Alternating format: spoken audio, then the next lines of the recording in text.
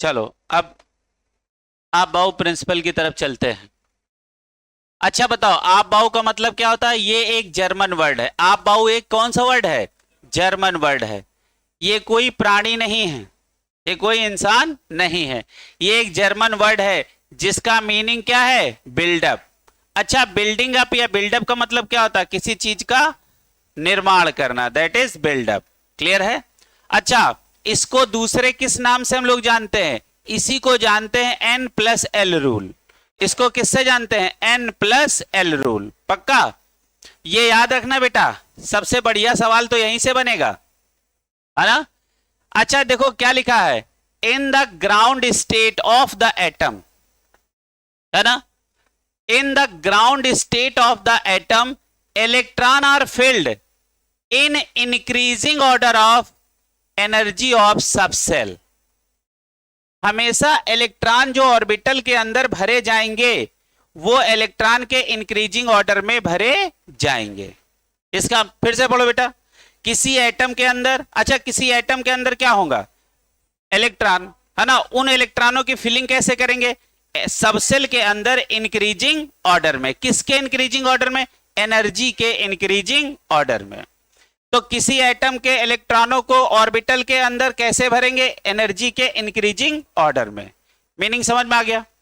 अब देखो यहां पे देखो क्या लिखा है, लिखा है energy of subshell directly proportional n plus l. Clear है?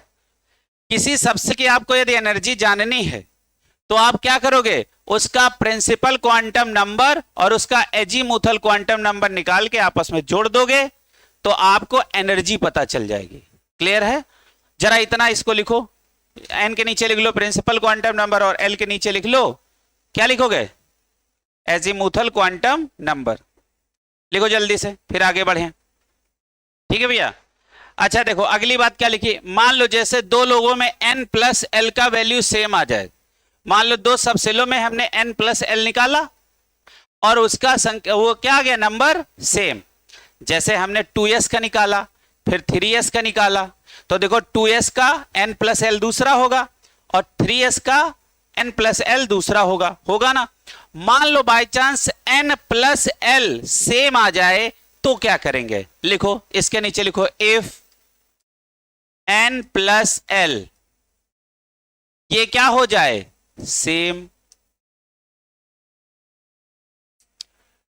लिखो then energy directly proportional, then energy of sub shell directly proportional to N.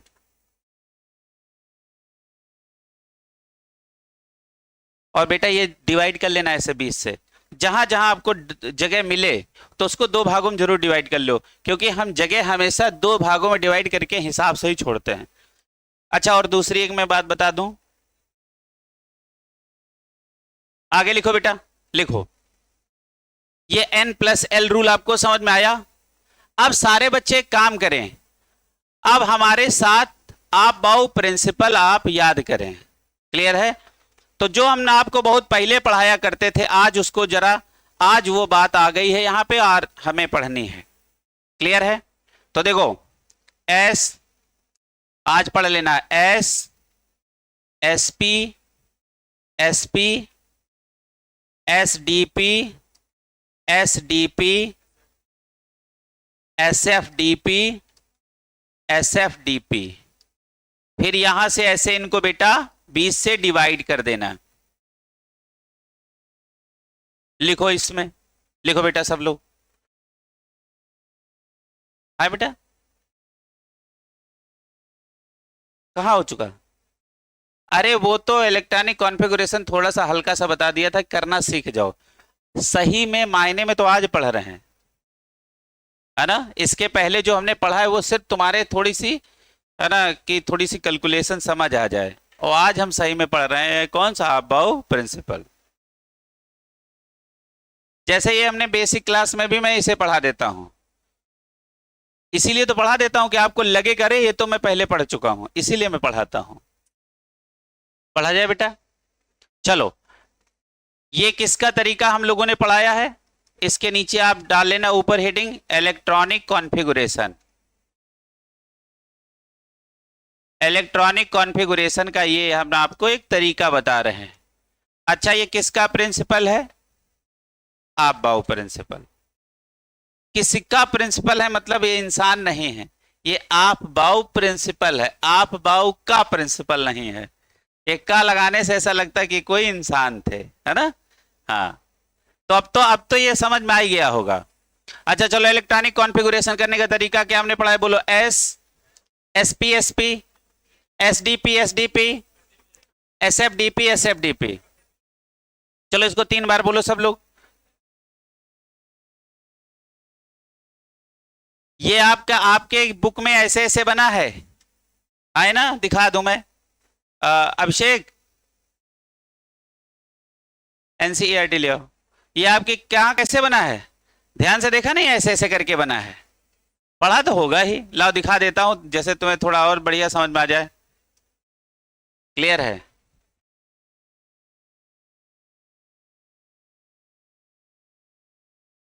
आपको पता भी होना चाहिए पढ़ क्या रहे हो। ये देखो, सबको दिख रहा है?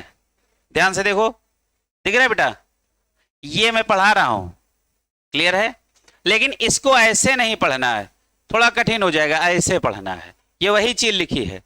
तो आप बोलो, अच्छा बताओ, धरती पे सबसे पहले सबसेल कौन आई? एस। एस के बाद कौन आई? पी। पी के बाद कौन आई? डी। डी के बाद कौन आई? एफ। क्लियर है? इस तरह आपके पास कितनी सबसेल आई? 4। क्लियर है? अब जरा ध्यान से देखो, हमने इसको रटा। अब देखो, ये आप समझ लेना कि ये दीवारें खड़ी हैं, ये अलग हैं, ये अलग हैं, ये अलग, ये अलग, सब अलग अलग के सेट है। ठीक है? अब जरा ध्यान से देखो, सबसे पहले एस आया, देखो अकेला बैठा है। उसके बाद कौन आया धरती पे? पी।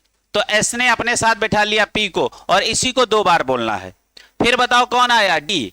तो एस ने कहा पी से, यार तुम पुराने मित्र हो, थोड़ा दूर हटो, नए मित्र को हमारे बगल में बैठा लो। कौन आ गया? डी। तो क्या हो गया? S D P. इसको 2 बार बोल दो, एस डी पी। फिर अब नया कौन आया? एफ। पुराना मित्र अब कौन हो गया? डी और पी। इनसे कहा थोड़ा दूर हटो, अपने बगल में किसको बैठा लिया? नए वाले मित्र को। तो क्या हो गया? S F D P. इसको 2 बार बोल दो, है ना? तो बताओ हमारा इलेक्ट्रॉनिक कॉन्फ़िगरेशन तरीका क्या बना? S, SP, SP, SDP, SDP, SFDP, SFDP. पक्का? चलो ये गाना नंबर 1 हो गया।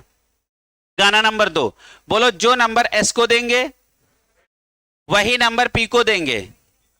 एस और पी को दिए गए नंबर से, है ना?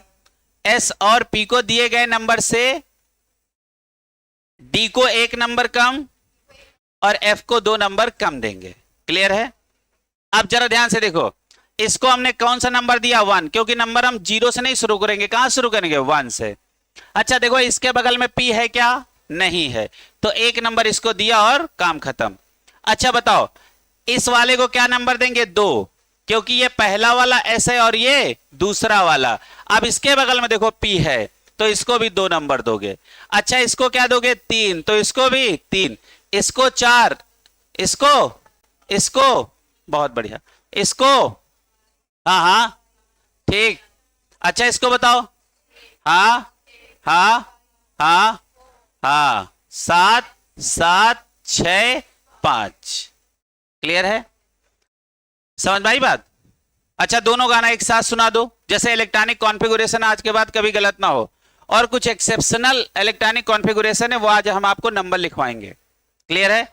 एक बार घर पे करके आओगे, वो होमवर्क रहेगा, अगली क्लास में हम करवाएंगे। और एक्सेप्शनल है वो तुम जो करके आओगे, मैक्सिमम गड़बड़ होने हैं। ठीक है? चलो अच्छा, दोनों गाना एक साथ अब गाओ, जल्दी से गाओ। गाना नंबर 1, गाना नंबर 2।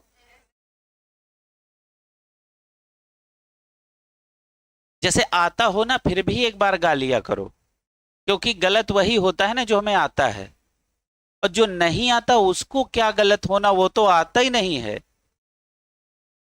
समझ रहे हो ना? यदि यही बात तुम पकड़ ले जाओ, जैसे होता है, अरे यार ये तो आता है, चुप बैठे हैं, गुनाह कर रहे हो, क्योंकि जो आता है वही गलत होगा। और गलत ना हो इस बार बार बार बोलो, है ना, तो इस बात को जरा समझो। ठीक। अच्छा गाना नंबर 2, गाना नंबर 2 गाओ। जो नंबर एस को देंगे वही नंबर पी को देंगे, एस और पी से दिए गए नंबर से डी को 1 नंबर कम और एफ को 2 नंबर कम देंगे। देखो दोनों गाना आ गए, क्लियर है।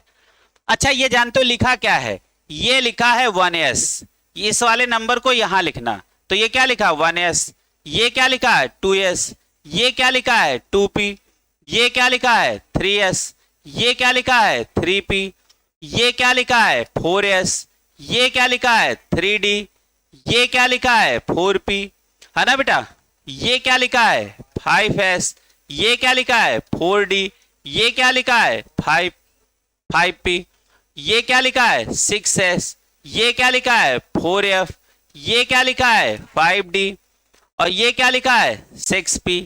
अच्छा ये बताओ क्या लिखा है 7s, ये क्या लिखा है 5f, ये क्या लिखा है 6d, और लास्ट में क्या लिखा है 7p। क्लियर है। अच्छा बताओ आप बाऊ प्रिंसिपल के हिसाब से, है ना, किसी ऑर्बिटल के अंदर इलेक्ट्रॉन भरे जाएंगे एनर्जी के इंक्रीजिंग ऑर्डर में। अच्छा तो ये देखो वो एनर्जी का इंक्रीजिंग ऑर्डर है। बेटा ऐसे ऊपर लिखना, ऐसे लिखो और जगह बना के लिखना, पहले मैं देखो बता दे रहा हूं। बताओ सबसे पहले इलेक्ट्रॉन कहां आएगा, जिसकी एनर्जी सबसे कम है। अच्छा ये एनर्जी कैसे चेक करेंगे, अच्छा बताओ ये क्या लिखा है n, n क्या है 1, है ना बेटा, बताओ इसका n क्या है 1, क्योंकि ये नंबर क्या बताता है प्रिंसिपल क्वांटम नंबर। और s क्या है इसका, बताओ इसका l क्या है 0, हाँ या ना, तो इसका n प्लस l निकालो तो कितना आएगा 1 प्लस 0 दैट इज 1। अब इसके बगल में आ जाओ यहां पे, अच्छा इसका n कितना है 2, l कितना है 0। अरे भैया ये प्रिंसिपल क्वांटम नंबर को बताता, ये एजीमुथल क्वांटम नंबर को बताता, पूरा क्वांटम नंबर खत्म हो गया है ना, हाँ है ना। अब बताओ l s के लिए कितना होगा 0, l p के लिए कितना होगा 1, l d के लिए कितना होगा 2, l f के लिए कितना होगा 3, है ना। तो आप बताओ इसका n प्लस l आपको निकालना है, क्या n प्लस l, n कितना है 2 प्लस 0 दैट इज कितना आया, बताओ बेटा 2।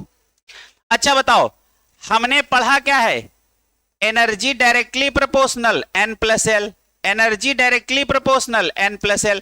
बताओ इसकी एनर्जी 1 है, इसकी 2 है, तो इसका मतलब क्या है पहले इलेक्ट्रॉन इसमें जाएगा, फिर इसमें जाएगा, फिर इसमें जाएगा, फिर इसमें जाएगा, है ना।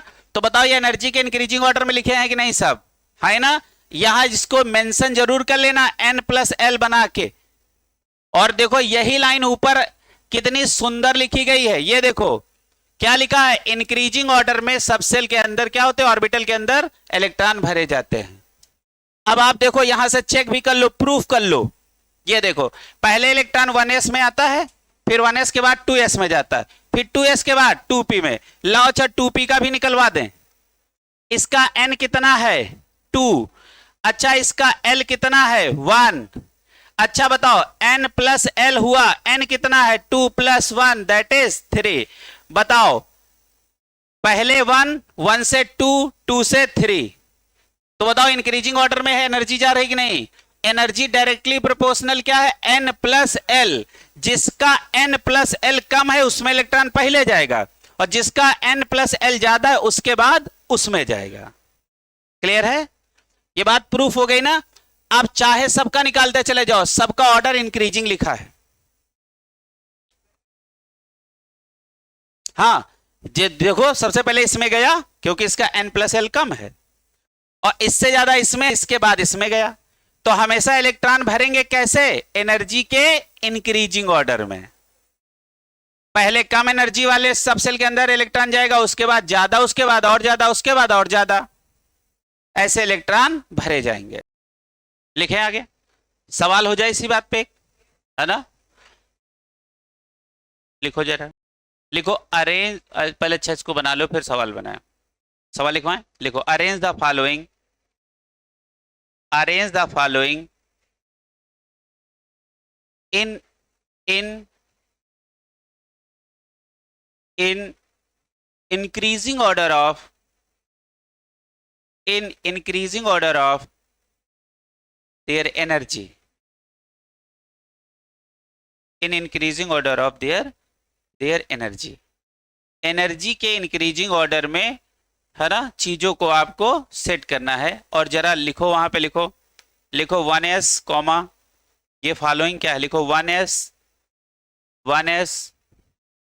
Comma 2s comma 2p comma 3s comma 3p, है ना। चलो अच्छा, सवाल क्या था, हमने बोला 1s comma 2s comma 2p comma 3s comma 3p, है ना। इनकी एनर्जी को आपको इंक्रीजिंग ऑर्डर में लिखना है। अच्छा हमने बताओ आज एनर्जी इक्वल टू फार्मूला क्या पढ़ा, बताओ, n प्लस एल, जिसका n प्लस एल ज्यादा होगा उसकी एनर्जी भी ज्यादा होगी, है ना। अच्छा देखो सबसे पहले 1s में चलो, ये हमारा 1s है। अच्छा बताओ इसका n कितना है 1, और इसका बताओ l कितना है 0, तो बताओ इसका n प्लस एल कितना हुआ 1 प्लस 0 दैट इज 1, हुआ कि नहीं हुआ।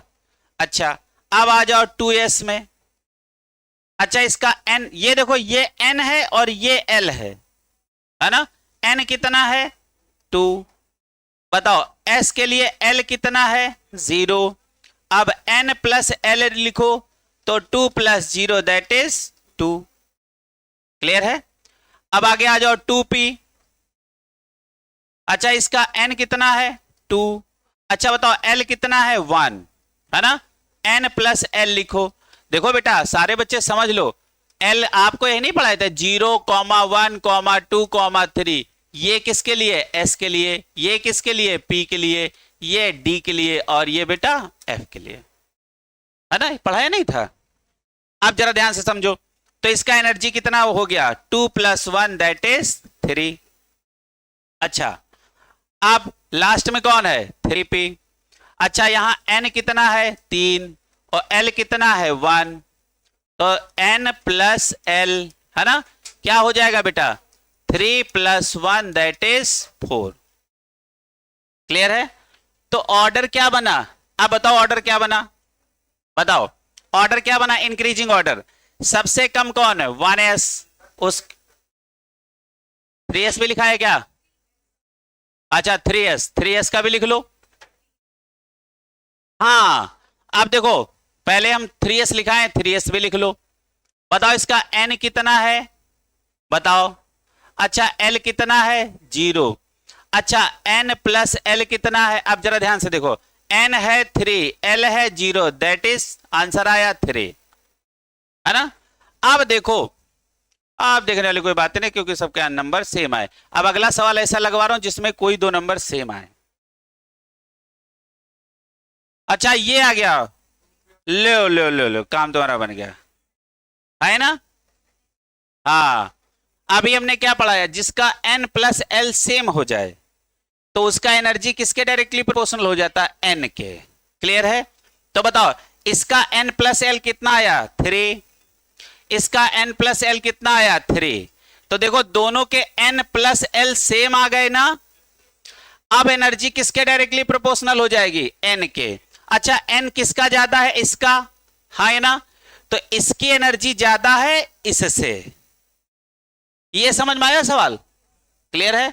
तो अब अरेंज करो, सबसे कम एनर्जी किसकी है 1s, 1s से एनर्जी किसकी ज्यादा है 2s, 2s से एनर्जी किसकी ज्यादा है, बताओ बेटा 3s, क्योंकि इसका n ज्यादा है, n प्लस एल तो सेम है ना।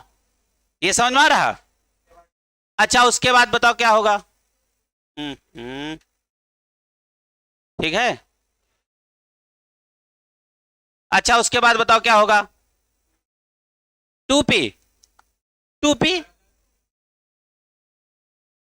कहां कहां से लिखाते चले चलते यार बेटा, इनका तो लास्ट में लिखो। हाँ हाँ, कह रहे हैं आप ही ने लिखा है कि नहीं? अच्छा बताओ, सबसे कम किसका? 1s। उससे ज्यादा किसका? 2s। यहां तक क्लियर हो गई बात? अब किसको लिखोगे? अरे भैया 2p। हाँ है ना, क्योंकि हम यहां क्या लिख रहे हैं? कम वाला, उसके बाद उससे ज्यादा वाला। अच्छा क्या लिखेंगे? हाँ, उससे ज्यादा। हाँ बस। देखो अब सही है ना? देखो प्रिंटिंग और प्रोसेसिंग कहीं गड़बड़ तो नहीं है? ठीक है दोनों? ये बेटा 2 लिखा है, 2।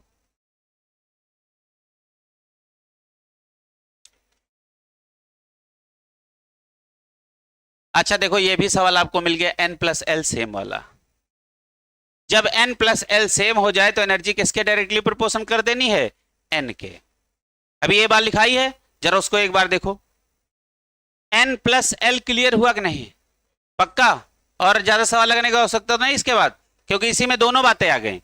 n+l वाला और n+l यदि सेम आ जाए तो एनर्जी डायरेक्टली प्रोपोर्शनल हो जाती है n के। आगे बढ़ो बेटा। अब अगला लिखो इसी में, लिखो electronic configuration with the help of noble gas. Heading डालो, अगली हेडिंग डालो बेटा इसी में, लिखो इलेक्ट्रॉनिक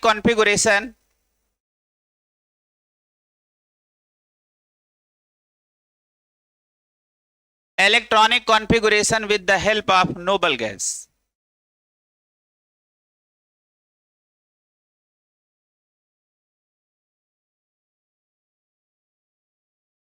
ठीक है, अब जरा ध्यान से देखो, फिर आप लिखना S, SP, SP, SDP, SDP, SFDP, SFDP।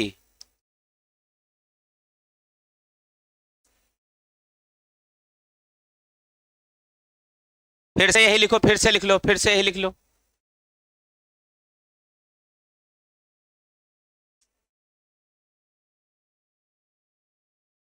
और वही नंबरिंग कर लो अपने हिसाब से, नंबर डाल लो, जो नंबर एस को देंगे वही नंबर पी को देंगे, इस हिसाब से नंबरिंग कर लो।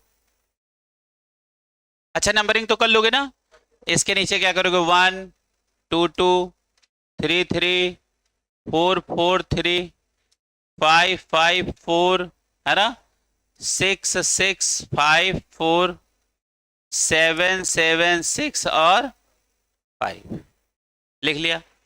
अब जहां से आपने डिवाइड किया इसके नीचे नोबल गैस लिख दो, helium, neon, argon, krypton, xenon और बेटा रेडॉन।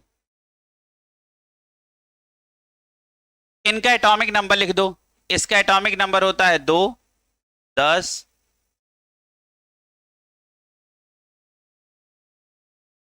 और 86। इनके एटॉमिक नंबर इसमें लिख दो। लिख दिया है ना? अब चलते हैं इनका एप्लीकेशन हम सीखते हैं। बीच में दो दो हिस्सों में डिवाइड कर लेना इसको बेटा। कुछ आपके एलिमेंट ऐसे हैं जिनका इलेक्ट्रॉनिक कॉन्फ़िगरेशन आप-बाउ प्रिंसिपल को फॉलो नहीं करता है ना?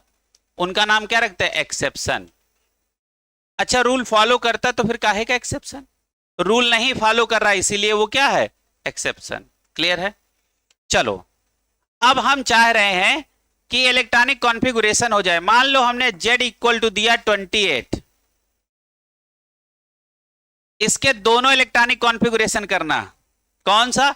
एक नॉर्मल वाला और एक with the help of noble gas वाला। क्लियर है? तो सारे बच्चे 28 का इलेक्ट्रॉनिक कॉन्फ़िगरेशन पहले हम पहला वाला करेंगे, ये वाला, है ना? अच्छा इसके हिसाब से इलेक्ट्रॉन भरना है। देखो जब हम कहें नॉर्मल वाला तो ये वाला कर डालो, जब हम कहें कौन सा नोबल गैस वाला तो इसके माध्यम से करना। हम दोनों आपको करके दिखा रहे हैं। आप मान लो आपके पास जितना एटॉमिक नंबर है, आप मान लो आपके पास उतने रुपए हैं। आप कितने रुपए लेके घर से निकले? 28, है ना। अब आप समझ लो ये सब रास्ते में भिखारी खड़े हैं। पहला भिखारी 1s, दूसरा 2s, 2p, 3s, 3p, ये लाइन से खड़े हैं। तो देखो कैसे कैसे अब इसका बंटवारा होगा। पहले में कैसे कितने इलेक्ट्रॉन जाएंगे? 1s2। अच्छा 1s2 क्यों लिखा? क्योंकि s के पास मैक्सिमम इलेक्ट्रॉन कितने रह सकते हैं, और p के पास 6, d के पास, अच्छा f के पास, हाँ वेरी गुड। तो इलेक्ट्रॉनिक कॉन्फ़िगरेशन क्या हो जाएगा? 1s2, फिर कौन सा है? 2s2, फिर कौन सा है? 2p6, फिर कौन है? 3s2, फिर कौन है? 3p6, फिर कौन है? 4s2, और फिर कौन है? 3d8, है ना। ये नॉर्मल इलेक्ट्रॉनिक कॉन्फ़िगरेशन है। अब इसी 28 का 28 का इलेक्ट्रॉनिक कॉन्फ़िगरेशन करना with the help of noble gas. अब इसमें तुम्हें क्या करना है? अब ये देखो 28 नंबर किन दो नोबल गैस के बीच में पड़ रहा। आपको नहीं लग रहा कि ये 18 और 36 के बीच में कहीं 28 होगा? हाँ या ना, बताओ। ये 28 कहां होगा? 18 और 36 के बीच में। तो जिसके बीच में ये नंबर आए, देखना उनमें से छोटा कौन है। छोटा कौन है नंबर? 18। तो यहां पे लिखना आर्गन, और आर्गन लिखने के बाद यहां लिख देना 18। इसका मतलब आर्गन लिखते ही आपके मन में यह आ जाना चाहिए कि 28 में से 18 इलेक्ट्रॉन सब सेल के अंदर ऑर्बिटल्स में भर गए। अब देखो 18 के बाद कौन शुरू होता है? बताओ। आर्गन के बाद क्या है? बताओ। यहां के बाद यही तो है। क्या है? 4s। तो ये हो जाएगा 4s2, है ना। 18 और 2 20। उसके बाद कौन है? 3d8। ये इलेक्ट्रॉनिक कॉन्फ़िगरेशन हो गया। क्लियर है? ये समझ में आया दोनों? एक एक क्या, भी कई सारे क्वेश्चन हम कराते हैं, लिखते रहो। पहले हम नॉर्मल, अब अलग अलग करवाएंगे। मिक्स कर दो तो फिर तुम आए करने लगते हो तुम लोग, समझ रहे हो ना। और कौन बहुत ज्यादा स्पीड बढ़ा दीजिए तुम लोग, धुआं छोड़ दो। नहीं समझ रहे हो? जैसे किसी इंजन पे ज्यादा लोड धर दिया जाता है, नहीं, जैसे मान लो जैसे ऐसे ऐसे ऐसे पहाड़ पे चढ़ रही कोई गाड़ी, तो इंजन को क्या लगता है? बहुत ज्यादा ताकत लगता है नहीं, तो फ्यूल का क्या होता है? कंज्यूम ज्यादा होगा, तो धुआं भी ज्यादा निकलेगा। यही बात है कि तुम्हारे ऊपर लोड धीरे धीरे करके हम रखते हैं। जब हम कहें इलेक्ट्रॉनिक कॉन्फ़िगरेशन नॉर्मल वाला करना तो ये वाला करना, जब हम कहें नोबल गैस वाला करना तो ये वाला करना। लिखो लिखो Z इक्वल टू, लिखो Z इक्वल टू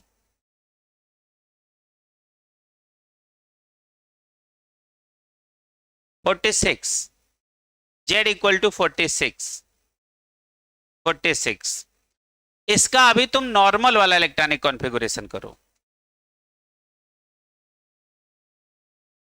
नॉर्मल वाला इलेक्ट्रॉनिक कॉन्फ़िगरेशन, नॉर्मल वाला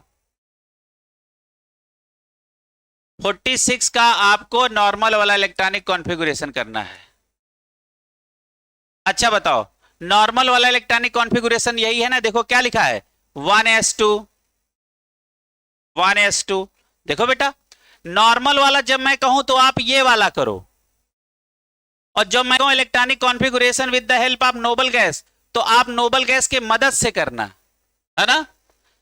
अच्छा बताओ 46। अच्छा बताओ सबसे पहले कौन मिला? 1s। इसने कितने इलेक्ट्रॉन ले लिए? 2। फिर कौन मिला? 2s, 2। फिर कौन मिला? 2p6। फिर कौन है बेटा? 3s2। फिर कौन है? 3p6। 4s2 और 3d10, 4p6, है ना, और 5s2, है ना। तो यहां तक कितने इलेक्ट्रॉन भर गए? बताओ बेटा। 38 हो गए। हम कहां तक जा रहे हैं? 46। अब उसके बाद कौन है बेटा? 4d। अब बताओ इसमें कितने इलेक्ट्रॉन भर दें? 7, है ना। देखो हो गए, सबका आ गया ये। अब तो देखो ये लाइन से सब लिखे हैं, इसी में इलेक्ट्रॉन ऐसे ऐसे बस भरते चले जाओ, और आपको पता है एस में 2 इलेक्ट्रॉन भरते, पी में 6, डी में 10 और एफ में 14 इलेक्ट्रॉन, तो कोई टेंशन भी नहीं है ना, ऐसे इलेक्ट्रॉन आप भर लो। बताओ, गिन लो देखो हुए कि नहीं, देखो 2 2 4, जोड़ घटाना गड़बड़ है क्या?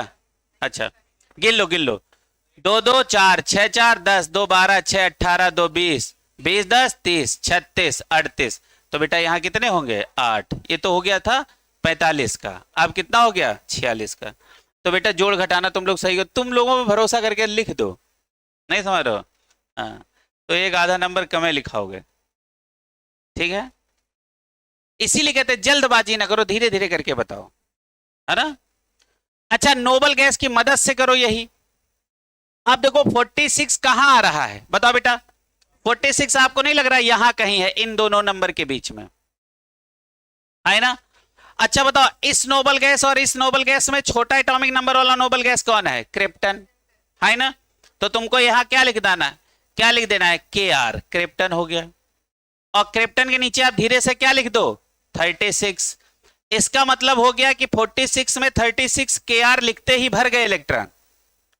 अब देखो 36 के बाद कौन है 5s2, है ना, तो यहां सीधे क्या लिखोगे 5s2, है ना, और कौन सा है 4d, लो हो गया, क्लियर है, जगह बचाए रखना भी। अच्छा और एक करवा दें, अपने मन से करो, लिखो 100 का करो, 100 का, इन इंग्लिश 100, है ना। हाँ, एटॉमिक नंबर 100 का दोनों तरीकों से करो, atomic number Z equal to 100, नहीं वैसे करो, अरे तो क्या हुआ, प्रैक्टिस हो जाए, थोड़ी सी प्रैक्टिस हो जाए, यही कर लो, फिर उसके बाद 2 बातें लिखा के सीधे शेप ऑफ ऑर्बिटल पे चले, है ना। ये तो रही बात, आगे देखो। अच्छा दोनों से कर डाला, अच्छा हम देखो यहीं भर लेते हैं इलेक्ट्रॉन। अच्छा देखो, देखो इसमें 2 इलेक्ट्रॉन, इसमें 2, इसमें 6, इसमें 2, इसमें 6, इसमें 2, इसमें 10, इसमें 6, इसमें 2, इसमें 10 और इसमें 6। अच्छा इसमें 2 और इसमें 14 और इसमें 10, बताओ लास्ट कहां गया, लास्ट बताओ सब लोग, लास्ट बताओ अपने 100 का कहां गया 5f12, सबका आ रहा, तो देखो 7s2 और 5f12, अब हमको करना क्या है, गिन लेना है बेटा, 14 है, तो तुम्हारे पास जब 12 रुपया बचे तो 14 कहां दे दोगे। अच्छा हम गिन ले, हमको ऐसे भरोसा नहीं होता तुम लोगों पे, कोई 14 बोलता, कोई 12, कोई 13।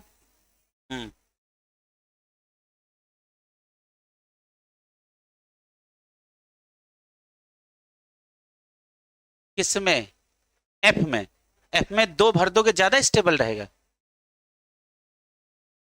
है ये कौन सा गणित है, पहले हमको गिन लेने दो। तुम लोग जो अपने मन से कुछ काम करते हो ना वही गलत करते हो, अपने मन से कुछ ना किया करो। पिछली क्लास में पढ़ाया, अपना फुलफिल्ड अपने हाफ फील्ड से ज्यादा स्टेबल होता, लिखाया था, जो नहीं है उनके लिए बातें नहीं कर रहे हम। अपना फुलफिल्ड अपने हाफ फील्ड से ज्यादा स्टेबल होता है, इसके अलावा तुमको एफ में 2 भर के स्टेबल करोगे, या तो 14 स्टेबल है या तो 7 स्टेबल है एफ के लिए, इसके अलावा कोई स्टेबल नहीं है। हाँ गिनो पहले, 2 2 4 6 4 10 2 12 6 18 2 20 30 36 और ये क्या हो गया 38 48 और 54, है ना, 56 14 70 80 और 80 2 82 और 82 और 10 कितने 92, तो ये तो कम है भरे हो, गजब गजब हो। ये किसने बताया था लास्ट वाला बताओ, 100 इलेक्ट्रॉन नहीं गिन पाए तुम लोग। अच्छा पी भरा है नहीं हमने, अच्छा अच्छा देखो, चलो देखो क्या है, यही समस्या है।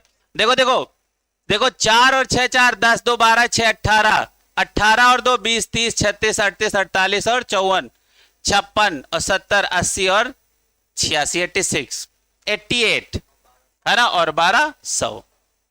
हाँ अब तो हम 100 गिन लिए, सही है। अब तुम अपनी बात बताओ, दो वाली नहीं, दो वाली बात बताओ। अब मेरी बात को समझना, जैसे 100 रुपया तुम घर से लेके निकले और इस इलेक्ट्रॉनिक कॉन्फ़िगरेशन को तुम लोग लिख लेना नीचे ऐसे करके, 1s2 2s2 2p6 3s2 3p6 4s2 3d10 4p6 ऐसे करके लिख लेना। क्लियर है? बताओ 100 का इलेक्ट्रॉनिक कॉन्फ़िगरेशन सबका आ गया। लास्ट में क्या आया बताओ बेटा, 5f12। क्लियर है? जैसे लास्ट में तुम्हारे पास बचे 12 ही रुपए, लेकिन उसके अंदर मैक्सिमम रह सकते 14 इलेक्ट्रॉन, तो 14 से मतलब नहीं है। भिखारी की औकात है 14 इलेक्ट्रॉन लेने की, लेकिन तुम्हारी तो औकात है 12 इलेक्ट्रॉन देने की। तो अब उसकी औकात से मतलब नहीं, अब तुम्हारी औकात से मतलब है। क्लियर है? लास्ट में जितने इलेक्ट्रॉन बच जाएं उतने इलेक्ट्रॉन लास्ट वाली सबसेल के अंदर भर दो। समझ में आया? समझ में आया ना?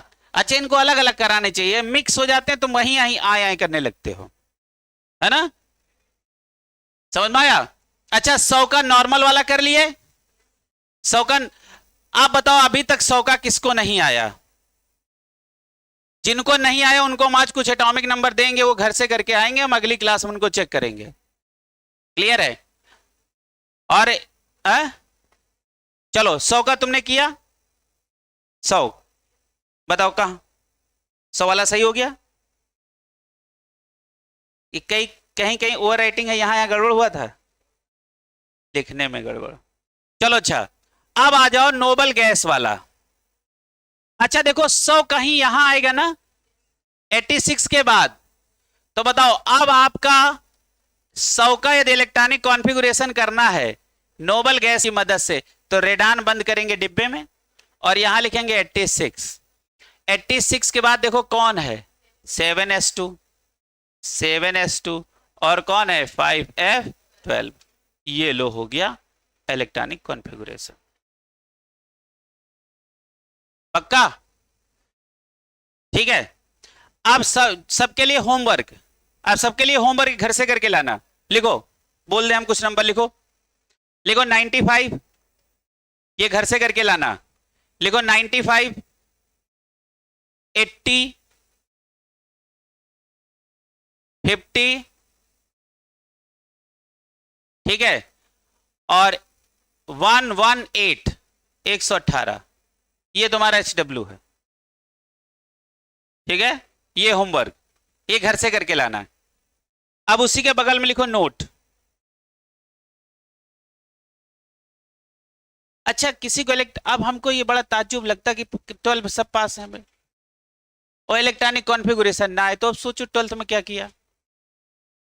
सोचो जरा, हम बढ़ा दे स्पीड, तुम लोग धुआं छोड़ दोगे। समझो मेरी बात को,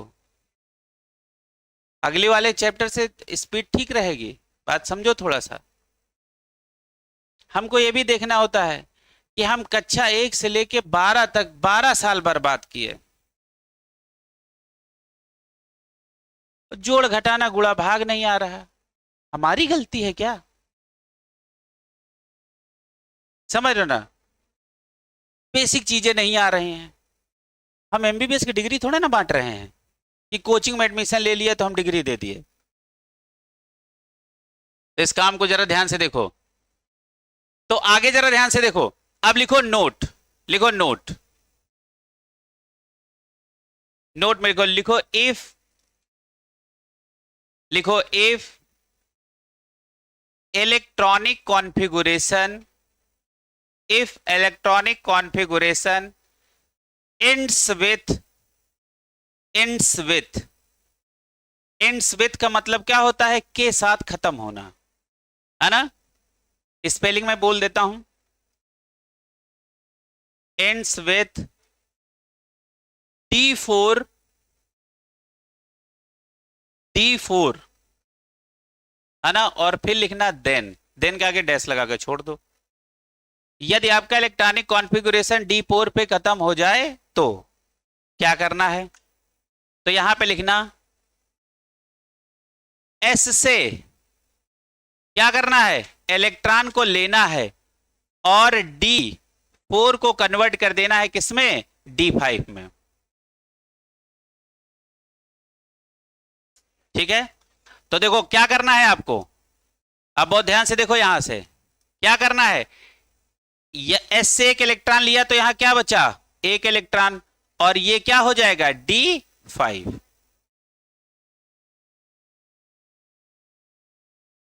पीछे वाले एस से एक इलेक्ट्रॉन लेके D4 को क्या कर देना है, D5। इसके नीचे एक एग्जांपल लिखो, लिखो Z equal to 24, Z equal to 24, है ना, Z equal to 24। Electronic configuration कैसे करेंगे, 1s2, 2s2, 2 पे 6, 3s2, 3 पे 6, 4s2 और 3d, बताओ बेटा 4। देखो ये आया है ना, इसके आगे ऐसे लिख के ऐसे क्रॉस लगा देना, ये तरीका गलत है। अब आपको क्या करना है, जब D4 पे आपका इलेक्ट्रॉनिक कॉन्फ़िगरेशन खत्म हो तो आपको क्या करना है, पीछे वाले S से एक इलेक्ट्रॉन लेके इसको D5 कर दो, तो क्या होगा, 1s2, 2s2, 2 पे 6, 3s2, 3 पे 6, और ये हो जाएगा 4s1 और 3d5। ये तरीका सही है। क्लियर है? अच्छा, यहां और करके अथवा करके एक और लिख लेना, 1s2, और ये पूरा यहां तक लिखते चले आओ, और यहां 3d5 अंदर लिख दो और 4s1 बाहर लिख दो, ये भी तरीका सही है। आपको ओवरऑल करना क्या है, लास्ट वाले D4 को 5 करना है, लेकिन इलेक्ट्रॉन हमेशा आएगा कहां से, S से, है ना, D के पहले जो पहला S हो उसी से इलेक्ट्रॉन जाएगा। क्लियर है? ये काम कर लिया पक्का? ऐसा नहीं कि D के बगल में F बैठा है, F से आप एक इलेक्ट्रॉन निकाल के D को 4 से 5 कर दिया तो गलत हो जाएगा। कहां से इलेक्ट्रॉन लाना है, कहां से, S से। पक्का? चलो आगे लिखो, लिखो दूसरा नंबर, लिखो if electronic configuration ends with D9, ends with D9, electronic configuration ends with D9, then यदि आपका इलेक्ट्रॉनिक कॉन्फ़िगरेशन D9 पे खत्म हो जाए देन, और डैश लगा के छोड़ दो, फिर यहां क्या करना, S से एक इलेक्ट्रॉन ले लो और इसको D10 कर दो, ये आपका तरीका सही है। इसके नीचे एग्जाम्पल लिखो, Z इक्वल टू 29,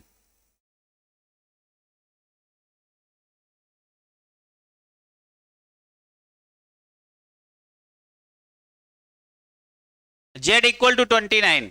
अच्छा देखो बेटा, करते हैं 1s2, 2s2, 2 पे 6, 3s2, 3 पे 6, 4s2 और 3d9।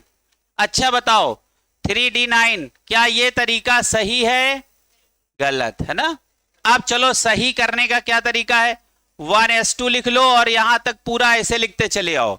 अब यहां से एक इलेक्ट्रॉन लेके इसको दे दो तो ये क्या हो जाएगा, 4s1 और ये हो जाएगा 3d10। ये तरीका सही है। अच्छा एक तरीका और भी सही है, 1s2 और इसको एक इलेक्ट्रॉन दे के अंदर लिख दो 3d10 और 4s1, ये भी तरीका सही है।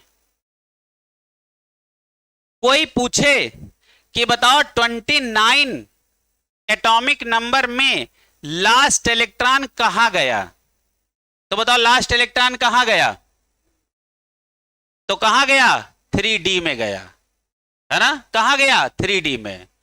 जैसे यहां हमने 4s1 एकदम बाहर लिख दिया, तो ये ना समझना कि लास्ट इलेक्ट्रॉन 4s1 में गया, 4s में गया ना, अभी भी 3d के ही अंदर है लास्ट इलेक्ट्रॉन।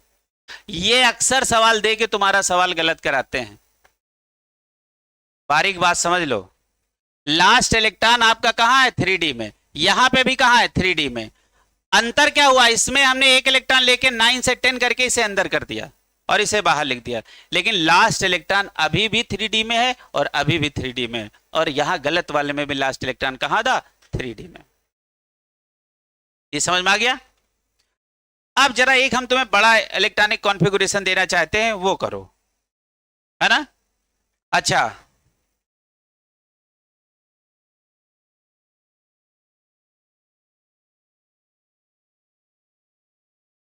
29 में 18 जोड़ो, देखो कितना आ रहा। 37 है, 47, 47 फिर 32 जोड़ो, जोड़ना सही करना है। 79, 79 का इलेक्ट्रॉनिक कॉन्फ़िगरेशन करो। 79 का करो, है ना? और डी में क्या हो गया? 9। 5d 9 में लास्ट इलेक्ट्रॉन 5d में गया। पहले सब लोग इलेक्ट्रॉनिक कॉन्फ़िगरेशन आप सही करो। देखो हमने कैसे किया, देखो s sp sp sdp sdp और sfdp, इलेक्ट्रॉनिक कॉन्फ़िगरेशन खत्म। हाँ, तो ये इलेक्ट्रॉनिक कॉन्फ़िगरेशन क्या है? गलत। अच्छा, गलत कैसे समझ में आया? क्योंकि डी में क्या है? 9 इलेक्ट्रॉन। क्लियर है? अब इसके पहले वाला s पकड़ो। अब इसका पहले वाला s ये है, इलेक्ट्रॉन अब यहां से आएगा, यहां से ना ले लेना। क्लियर है? तो अब क्या करोगे? पूरा electronic configuration as it is लिखते हुए चले आओ। यहां क्या हो जाएगा? 6s1 4f14 और 5d10। ये आपका आंसर सही है। क्लियर है? अच्छा, हमने ये क्यों कराया 79? इसलिए कराया कि एक ऐसा सवाल कराएं जिसमें डी से और एस थोड़ा दूर हो, तो आपको इलेक्ट्रॉन जंप कराना सिखा दें। अभी तक डी के जस्ट पीछे एस था, आप बगल से इलेक्ट्रॉन, क्योंकि आपके मन में कहीं ये फीलिंग ना आ जाए कि हमेशा डी के जस्ट पहले एस होता है ना। जैसे जैसे एटॉमिक नंबर बढ़ेगा वैसे वैसे डी और एस के बीच की दूरी बढ़ेगी। क्लियर है? तो बताओ, सही तरीका आपको आ गया? पक्का? अच्छा, अब सारे बच्चों को 16 एक्सेप्शन है। हाँ, वो आप बाउ प्रिंसिपल को फॉलो नहीं करते। जरा एक जगह लिखो सारे बच्चे। हम एक्सेप्शन का नंबर बोले दे रहे हैं, लिखो एटॉमिक नंबर, लिखो Z इक्वल टू 24। एक जगह लिखो एक्सेप्शन, एक्सेप्शन लिखो, लिखो Z इक्वल टू 24, 29, 41, 42, ठीक है, 44, 44, 45,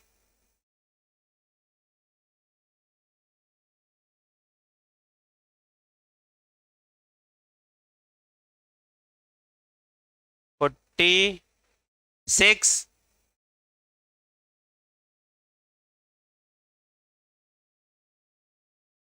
47, 57,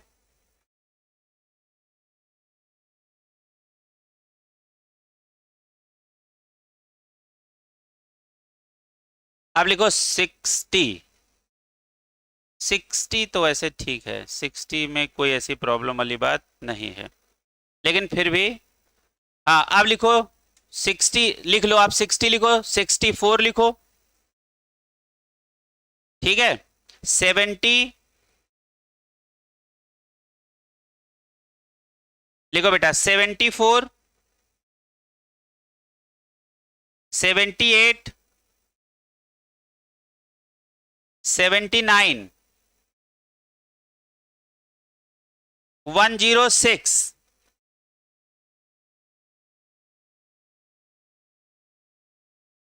111 111 इन एटॉमिक नंबर में आपको प्रॉब्लम है। क्लियर है? और अगली क्लास में हम चाहेंगे, ये आपका HW है 170। हाँ हाँ दोनों बोले थे। अब देखो गिनो कितने नंबर आए, कितने हो गए, गिन के देखो। अरे थोड़ा सा कम ज्यादा भी हो सकते हैं, हमके नंबर बताओ गिन के जरा एक बार। 17। हाँ वही एक एक बढ़ा है, लेकिन तुम इसके सब इलेक्ट्रॉनिक कॉन्फ़िगरेशन घर से करके लाना, है ना। और यही प्रॉब्लम है, जब भी सवाल पूछता है इन्हीं एटॉमिक नंबर में से आपसे पूछेगा। बाकी 20 का नहीं पूछेगा, 30 का नहीं पूछेगा, 50 का नहीं पूछेगा, इनसे पूछेगा, है ना।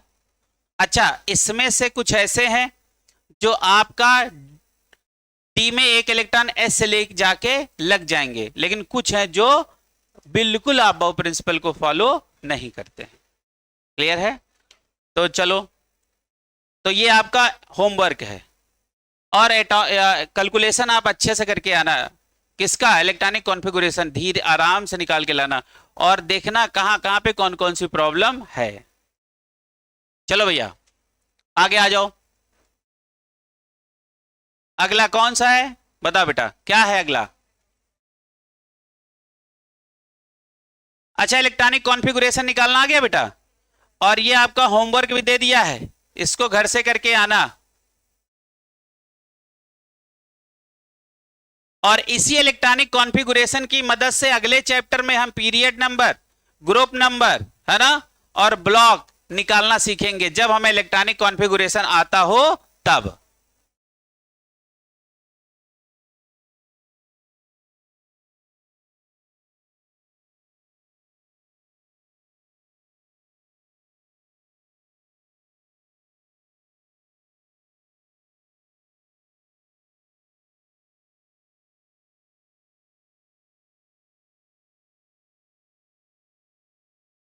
चलो भैया यहां आ जाओ। शेप ऑफ एटॉमिक ऑर्बिटल क्या है? लिखो बेटा, शेप ऑफ एटॉमिक ऑर्बिटल।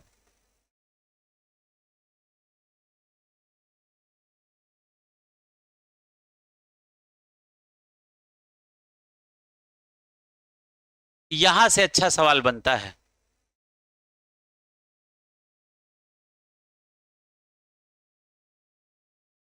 बताओ सबसे पहले हम कौन सा ऑर्बिटल पढ़ रहे हैं? एस। अच्छा, एस सबसेल बोले या ऑर्बिटल बोले? अरे सबसेल के अंदर ही ऑर्बिटल है।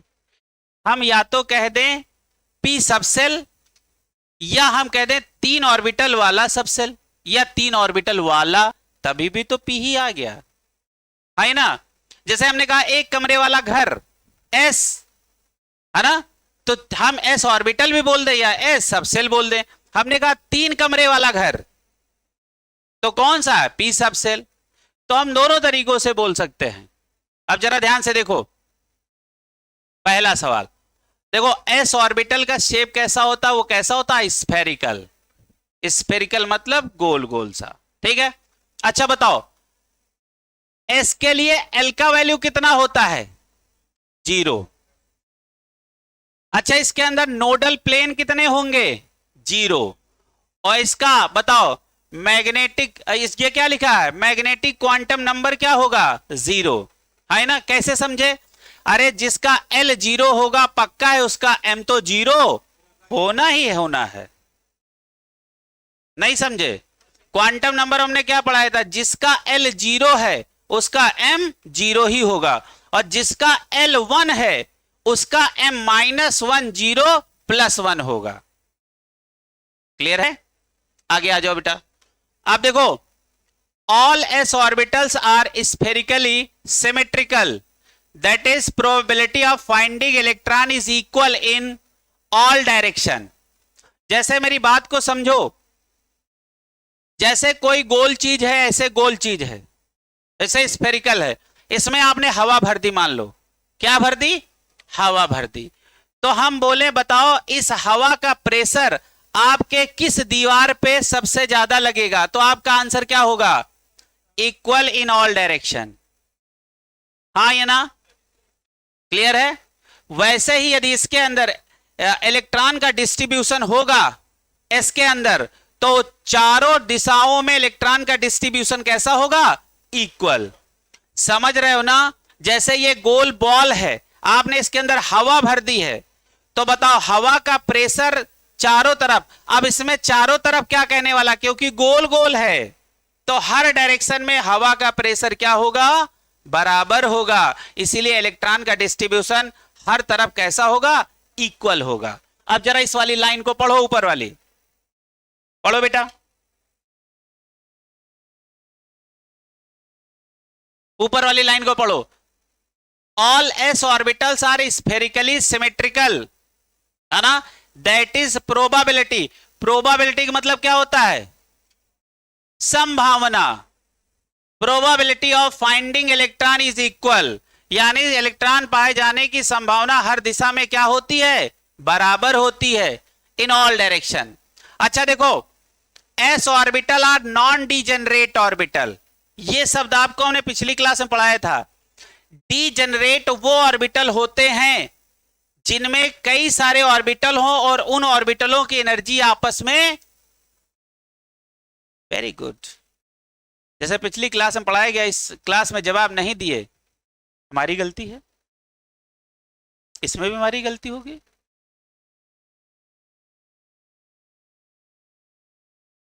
पिछली क्लास अच्छा जरा पलट के देखो, तुम लोग लिमिट क्रॉस किए हो इन बातों में। देखो पीछे देखो, पढ़ाया कि नहीं पढ़ाया, कहीं डीजेनरेट ऑर्बिटल लिखाया था, जरा पढ़ो, कहो मिले ना, डीजेनरेट ऑर्बिटल लिखाया था, देखो लिखाया था। हाँ तुमको बेटा मिल गया, पेज नंबर कितना है, 30, कौन सा रूल में लिखाया था, देखो लिखाया था, जरा उसको पढ़ो, बेइज्जती के साथ पढ़ो, निर्लज्जता के साथ पढ़ो, पढ़ो, तो आपको डीजेनरेट ऑर्बिटल का मीनिंग समझ में आएगा।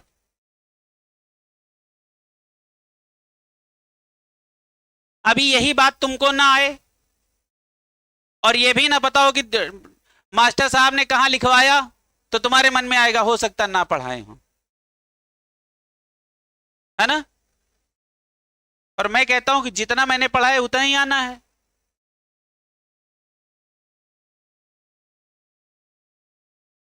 लिखाया था, एक सबसेल के सारे ऑर्बिटलों की एनर्जी आपस में सेम होती है और इन लोगों को हम डीजेनरेट ऑर्बिटल कहते हैं।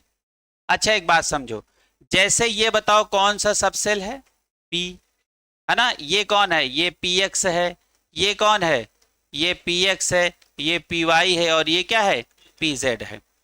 इस ऑर्बिटल की एनर्जी इस ऑर्बिटल के बराबर, इस ऑर्बिटल की एनर्जी इस ऑर्बिटल के बराबर, इन तीनों की एनर्जी आपस में क्या है, बराबर। तो अब इन तीनों को किसी एक नाम से क्या बुलाएंगे, बताओ बेटा, डीजेनरेट ऑर्बिटल, है ना। तो जो लोग नहीं लिखे थे वो लिखो डीजेनरेट ऑर्बिटल, लिखो डीजेनरेट ऑर्बिटल, पढ़ लो बेटा, नहीं वहां जाके आए आए करोगे तब समझ में आएगा, काबिल बन रहे थे।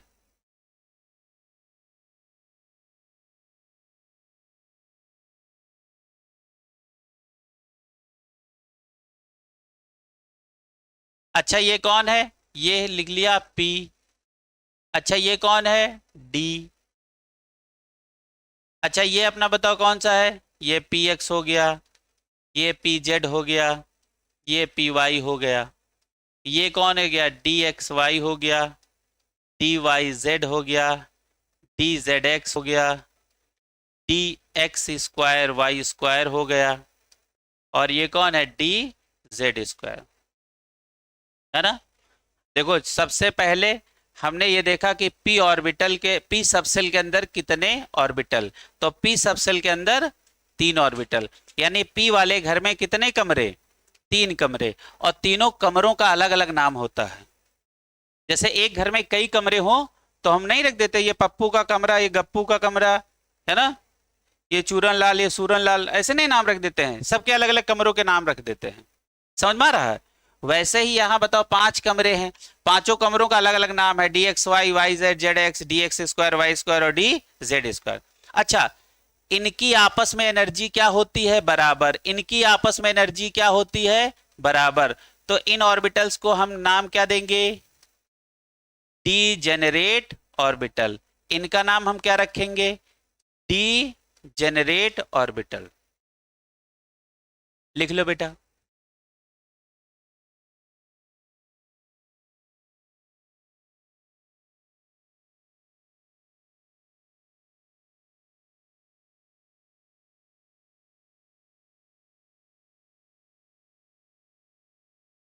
और एक मेरी बात को समझिएगा, यहां ज्यादा नहीं, यहां हमको सबसे मुख्य बात लिखानी है।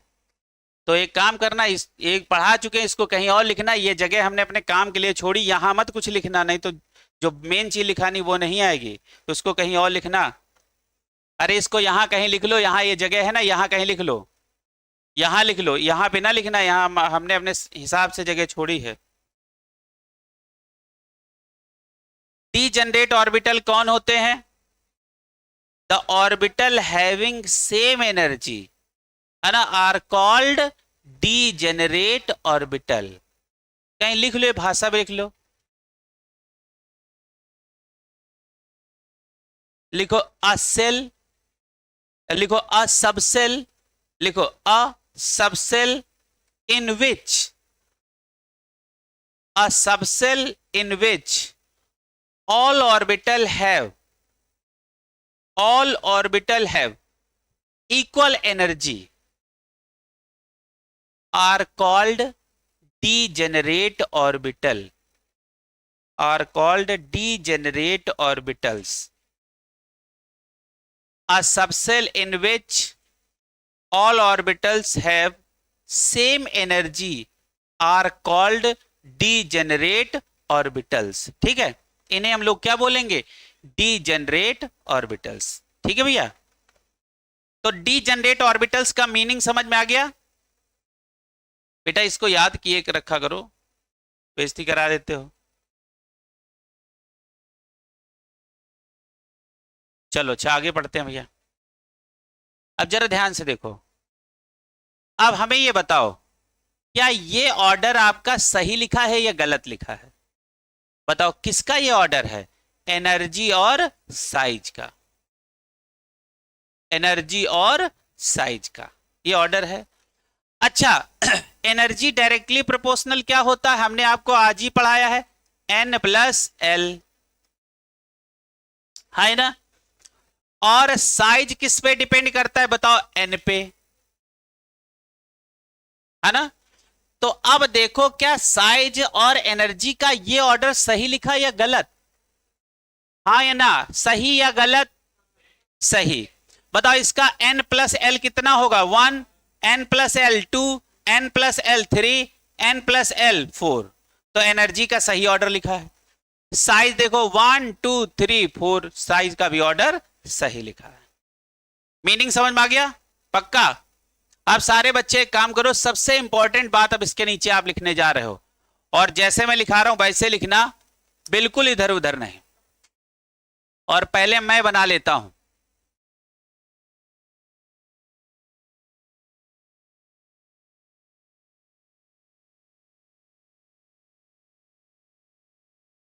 आपको थोड़ा अंतर समझ में आया? ये छोटा, ये उससे थोड़ा बड़ा, इससे ये थोड़ा बड़ा, समझ में आ रहा? हाँ, ये आपका है, तो नीचे लिख देता हूं, ये आपका 1s है, ये आपका 2s है, ये आपका 3s है। बना लो बेटा, बनाओ, इनको लाइन से बनाओ। और बहुत बड़े ना बनाना, इनके नीचे लिखाना भी है। लो पहले हम पूरा काम पूरा कर लें। आप जरा ध्यान से देखो,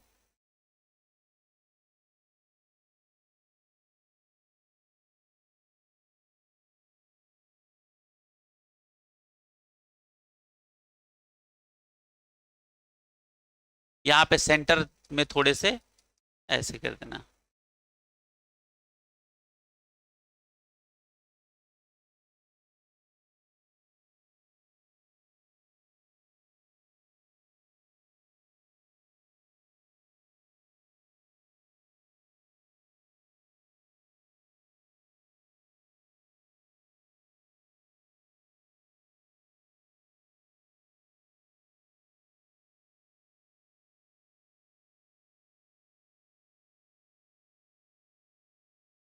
अच्छा आप जरा ध्यान से देखो, यहां पे ऐसे ऐसे इलेक्ट्रॉन को डिस्ट्रीब्यूट कर देना, यहां पे इलेक्ट्रॉन को ऐसे ऐसे करके डिस्ट्रीब्यूट कर देना। अच्छा देखो, इसमें आपको एक खास बात क्या देखनी है, आपको नहीं लग रहा है इलेक्ट्रॉन की डेंसिटी यहां ज्यादा है ना? इसमें देखो इलेक्ट्रॉन की डेंसिटी यहां ज्यादा है, इलेक्ट्रॉन की डेंसिटी यहां ज्यादा है, और यहां पे इलेक्ट्रॉन की डेंसिटी इक्वल है। अच्छा एक बात बताओ, यहां इलेक्ट्रॉन है, यहां पे नहीं, यहां पे है नहीं है, तो इसका मतलब जहां इलेक्ट्रॉन नहीं होते उसी का नाम क्या होता है? नोड। बताओ, यहां पे इलेक्ट्रॉन है इसके बीच में नहीं, तो इसका नाम क्या होता है? नोड। अच्छा नोड पे क्या होता है? साइज इक्वल टू क्या होता है? साइज स्क्वायर इक्वल टू क्या होता है? 0। अच्छा यहां पे बताओ क्या है ना? ये पढ़ाया था बेटा, है ना, स्टार्टिंग में। कोई भी ऐसी चीज मैं नहीं बता रहा हूं जो हमने ना पढ़ाई हो, और यदि हम बता रहे हो तुमको याद नहीं आ रहा है तो वो सारी गलती तुम्हारी है। अब जरा ध्यान से देखो, अब आपसे कोई पूछे बताओ यहां, यहां और यहां, अच्छा बताओ ये तो हो गया नोड, तो इसका नाम क्या है? इसका नाम है एंटी नोड। अच्छा बताओ इसका नाम क्या है? इसका और इस वाले गोले का नाम, ये क्या है? Anti node. अब आप एंटी नोड नहीं पूछे जाते कभी। अब आपसे कोई पूछे बताओ यहां नोड कितने हैं? नोड इक्वल टू 0, यही सवाल है। पूछा जाए यहां नोड कितने हैं? 1। यहां नोड कितने हैं? 2। अब इसके नीचे कुछ बातें लिखनी है, इसकी बातें इसके नीचे, इसकी बातें इसके नीचे। ये देखो, ये दिख रहा है? ध्यान से देख लो, ये यही है। कोई पूछे 1s में कितने नोड होंगे? 0। 2s में कितने नोड होंगे? 1। 3s में कितने नोड होंगे? 2। क्लियर है? अब जरा यहां ये पहला पॉइंट लिखो, यहां लिखो, या स्टार एक ही पॉइंट है वही लिखो, लिखो लिखो, स्टार लगा के लिखो बेटा इसको।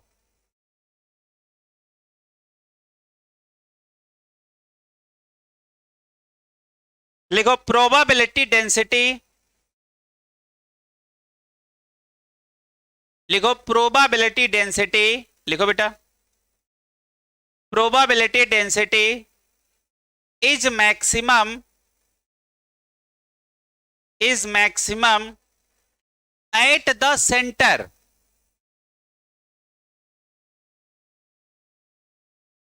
and decreases the probability density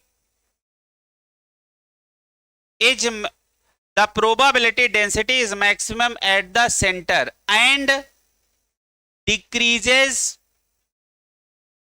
at and decreases as move away from the center। इसीलिए लिखवा बुकलेट देते हैं, है ना? या आधे तो स्पेलिंग ना लिख पाएंगे। नहीं समझे? चलो खैर कोई बात नहीं, लिखो probability density is maximum at the centre and decreases as move away from the centre, away from the centre. अब जरा ध्यान से देखो, सेंटर पे इलेक्ट्रॉन डेंसिटी सबसे ज्यादा है, जैसे सेंटर से हम दूर जा रहे हैं तो आपको नहीं लग रहा है कि देखो इलेक्ट्रॉन यहां कम कम है? अब जरा लाइन को पढ़ो, पढ़ो लाइन।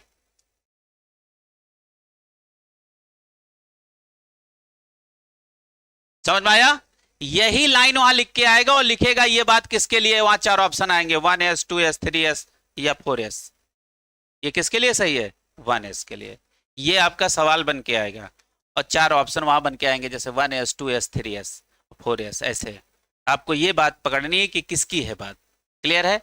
अब इसमें लिखो पॉइंट, लिखो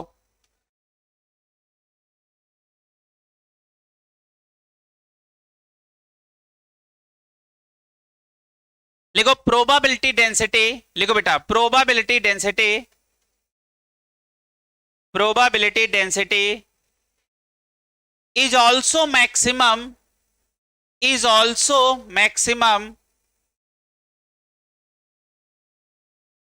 at the center, at the center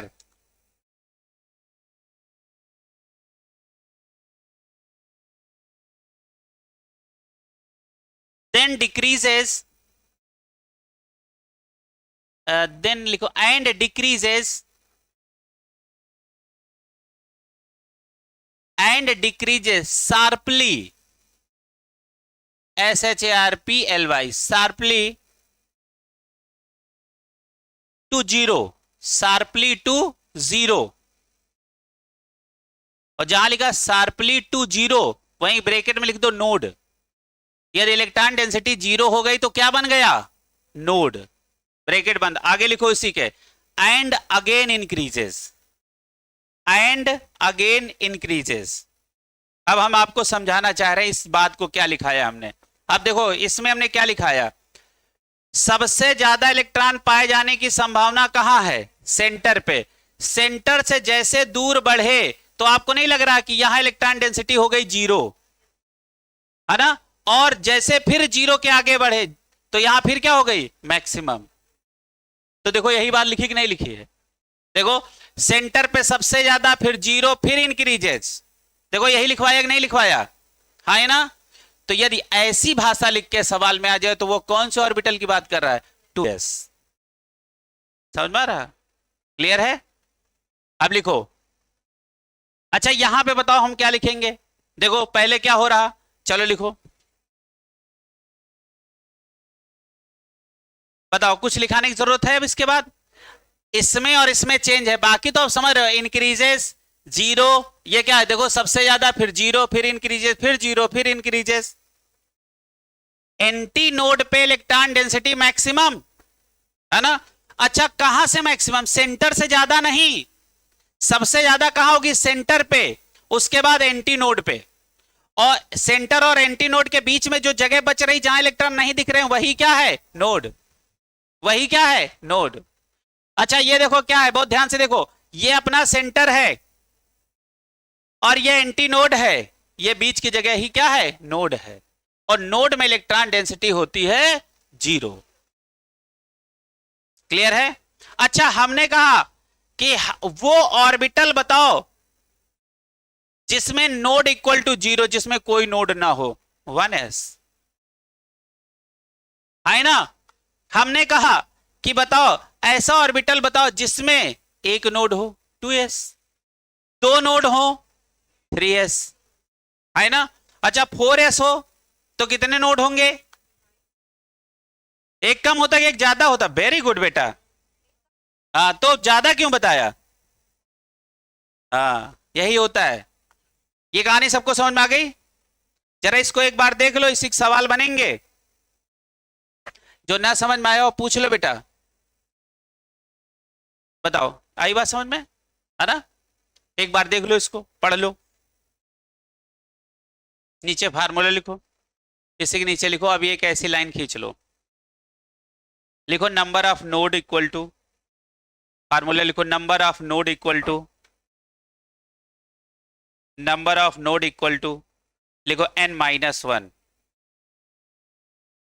n-1, number of node equal to, formula हमने क्या बना लिया? n-1।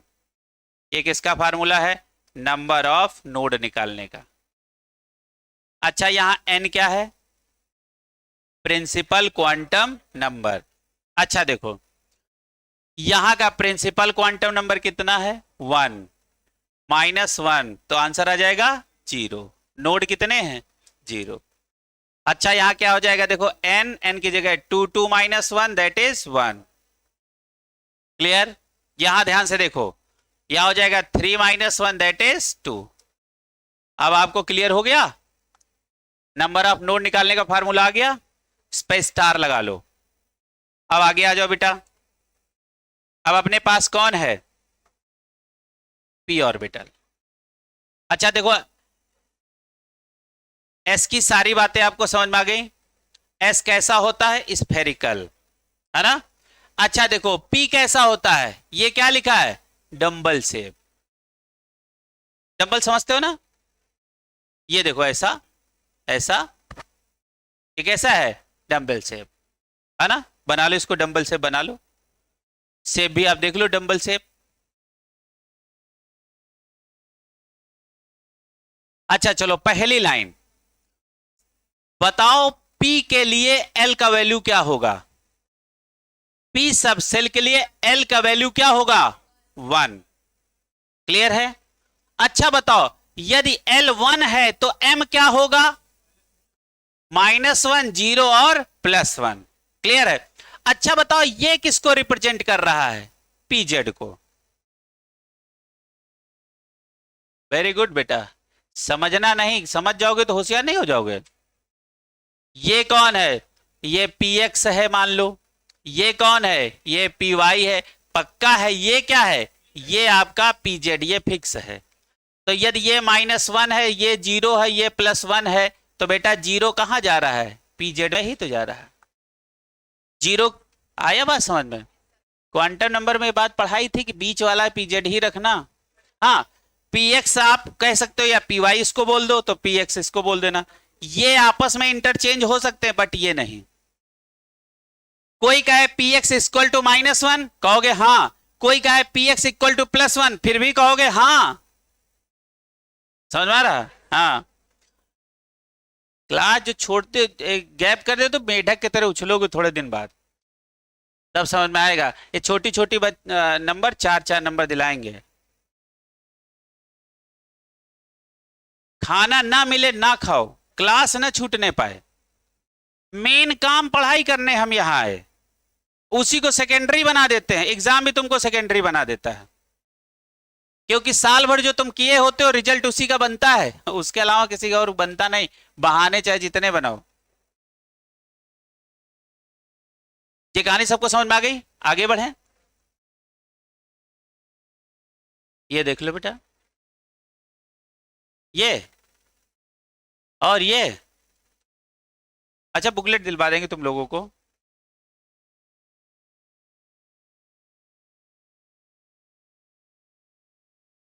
ठीक है, आगे बढ़ा जाए। आप सुनो बेटा,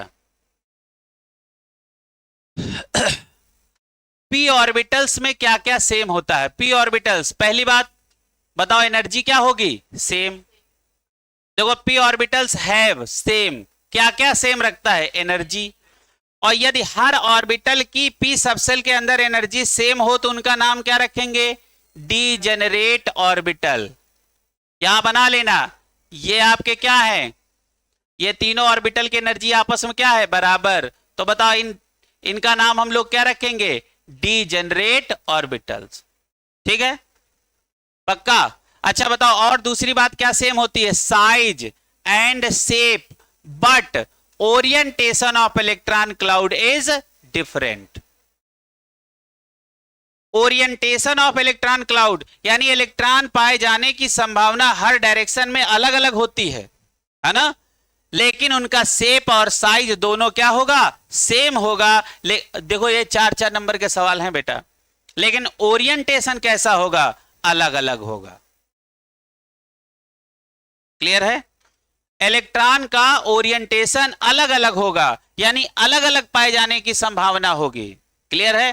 फिजिक्स में आपको एक चीज पढ़ाई जाती होगी प्लेन, और एक चीज पढ़ाया जाता होगा axis. What is the difference between plane and axis? Plane और एक्सिस के बीच में डिफरेंस बताओ। शिवम बताओ क्या होगा difference between plane and axis? Very good, क्या बात कही आपने, है? कुछ तो कहना ही है कि नहीं? है नहीं? पीछे अच्छा बताओ, इधर कासिफ। अच्छा, और आगे इधर बताओ बेटा, सबसे पीछे प्लेन और एक्सिस में डिफरेंस बताओ बेटा। प्लेन और एक्सिस में क्या बेसिक डिफरेंस होता है? एक्सिस एक्सिस कवर कर रहा होता है। बेसिक डिफरेंस बताओ।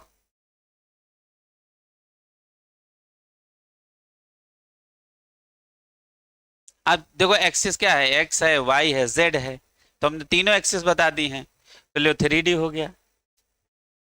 अब एक्सिस भी 3D हो गया, है ना? समझ में आ रहा है? तो दो एक्सिस के बीच की जगह प्लेन होता है, हाँ या ना? क्लियर है? तो कितनी छोटी सी बात थी, हाँ या ना? क्लियर हुआ? समझ में आ रहा है ना? अरे जैसे दो दीवारों के बीच कमरा होता है, यही प्लेन है, और दीवारें क्या है, एक्सिस हैं। क्लियर है? अब मेरी बात को समझो, तुमको इससे भी अच्छा जुगाड़ हम बताते हैं। हम देखो एक्सिस कितनी पढ़ते हैं, 3। कौन सी axis? X axis, Y axis और जेड एक्सिस। अब तुम जीवन भर नहीं बोलोगे, पहले ध्यान से समझ लो।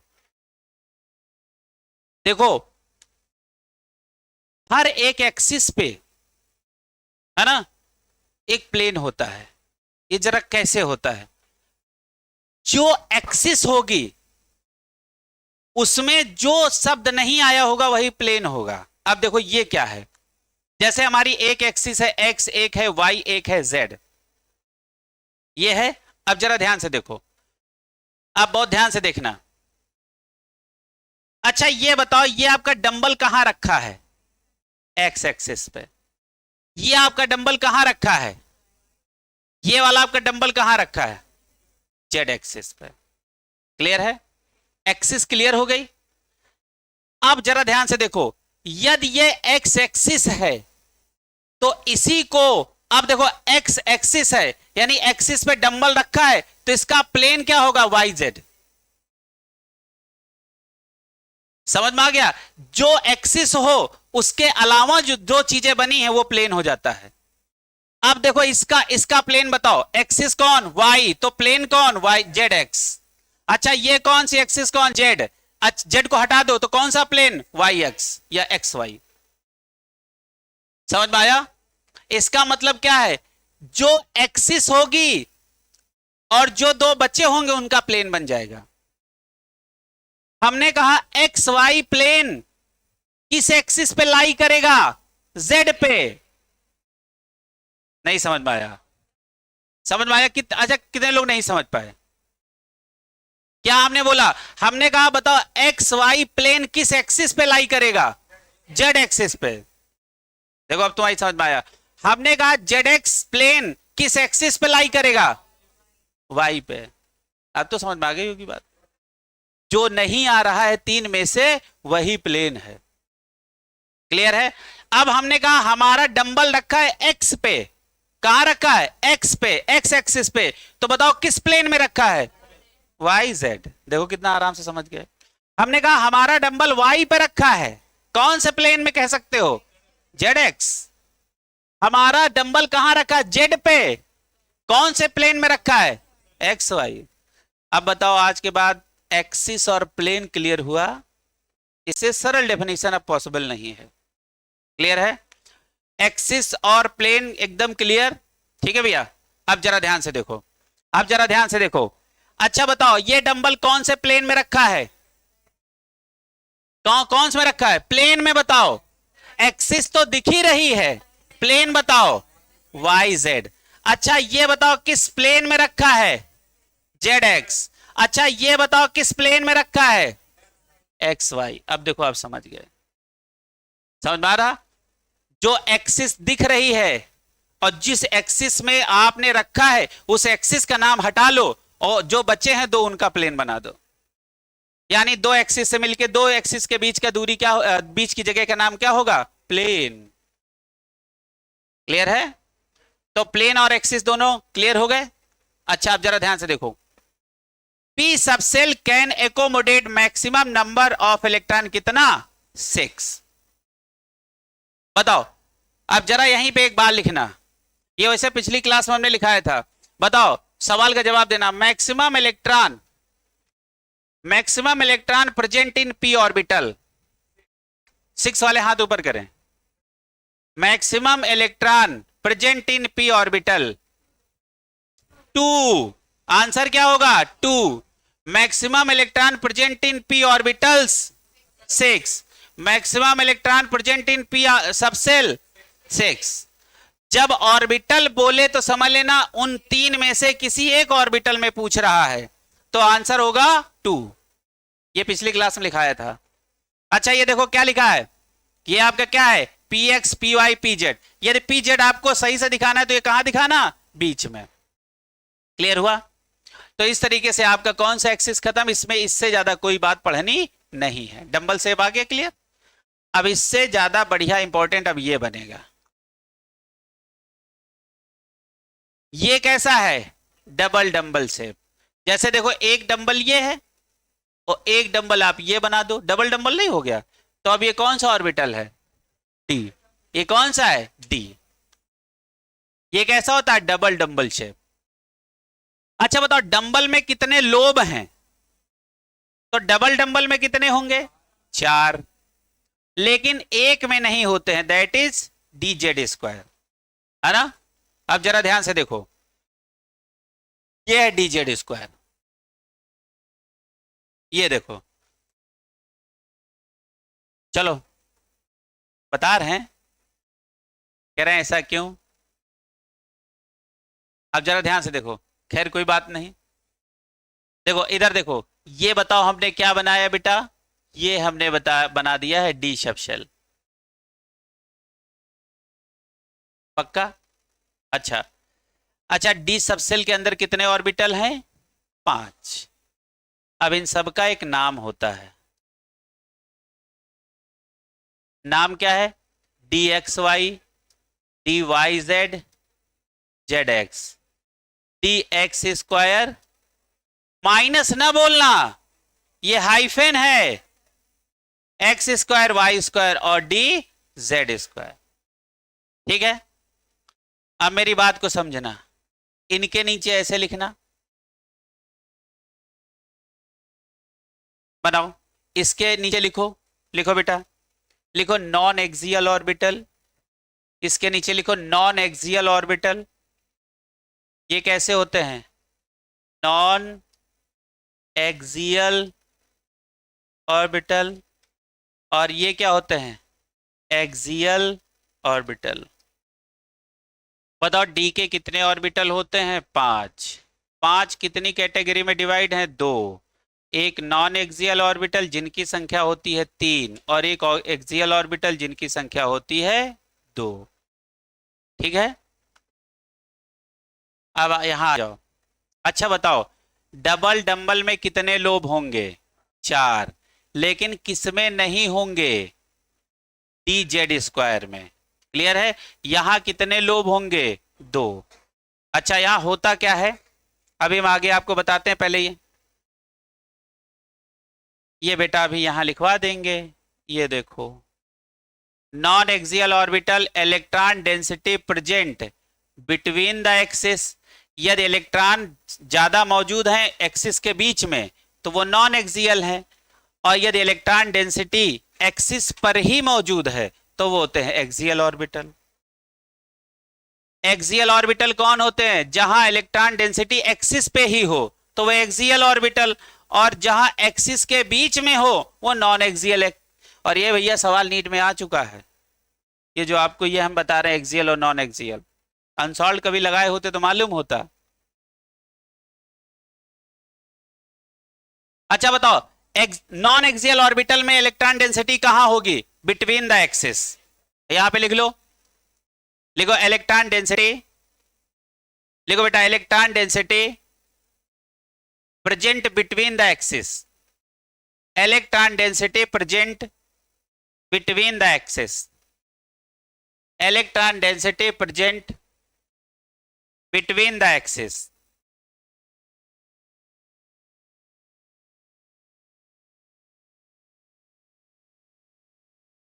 और एक्सियल में लिखो electron density present on the axis.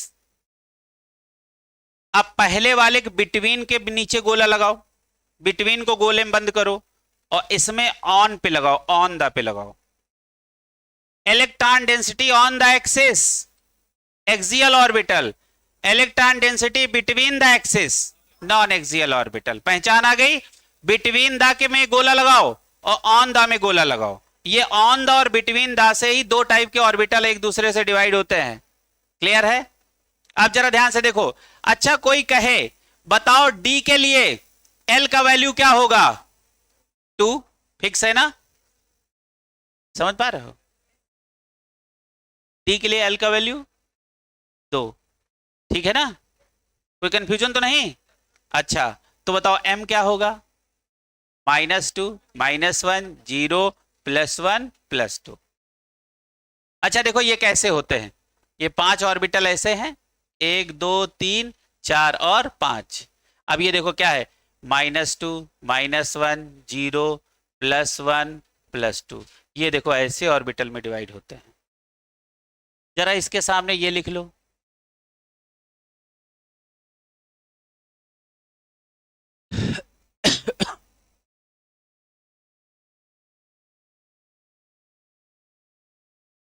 अब देखो क्लियर है? अच्छा ये देखो डी ऑर्बिटल है, ये कौन सा ऑर्बिटल है? D orbital. अब आपका मन करता है इसको 5D बोलो या 4D बोलो, ये आपका कौन सा ऑर्बिटल है? क्योंकि हर ऑर्बिटल हर डी में कितने ही होंगे? 5 ही तो होंगे, और इनकी एनर्जी आपस में क्या है? बराबर। तो बताओ इनका नाम क्या रखेंगे? Degenerate orbital. नाम क्या रखेंगे?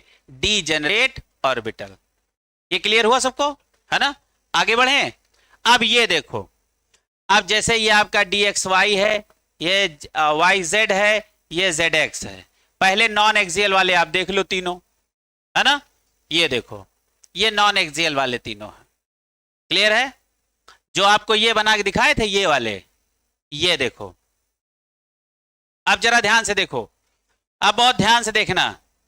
आपको नहीं लग रहा है यहां electron density between the axis मौजूद है ना? और जरा इनमें देखो electron density on the axis.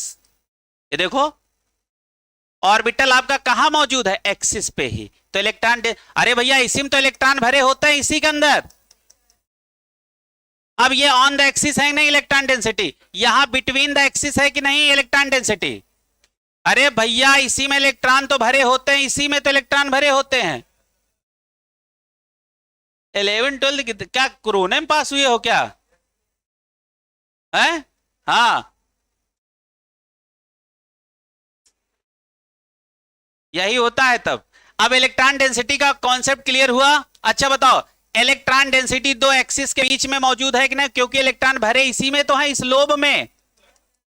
तो electron density between the axis, electron density कहां है? Between the axis. ये देखो तीनों हैं ये नॉन एक्सियल। क्लियर है? क्लियर हुआ? और ये दोनों एक्सियल। देखो electron density on the axis, on the axis, on the axis.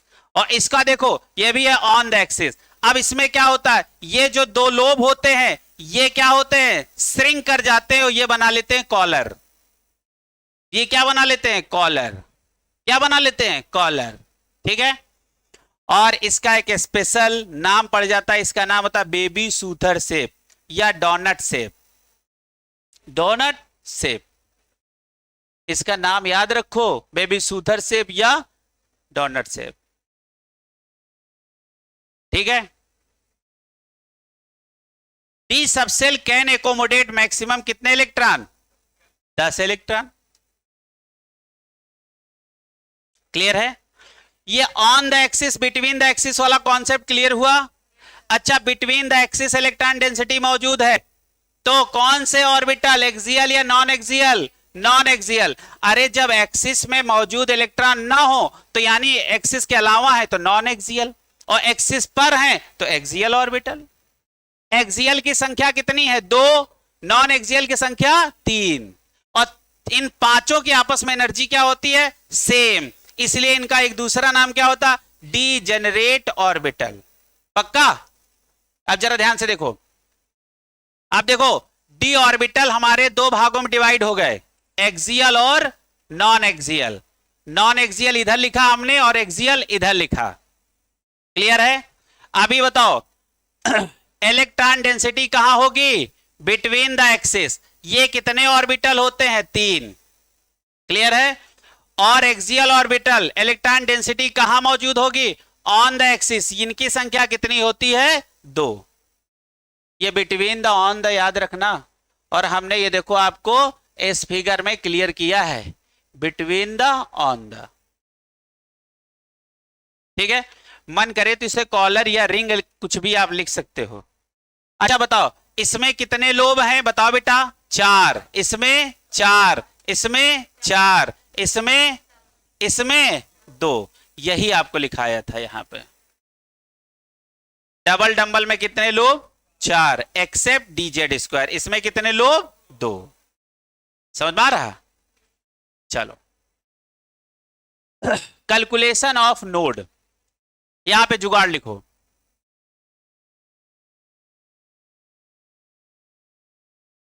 लिखो रत्ना। रत्ना बोलो चाहे सतना। देखो हमने इसमें आर भी बनाया है और हमने फिर इसमें एस भी बना दिया। 2 अलग अलग पेन से बनाया, नहीं तो चौंकोगे।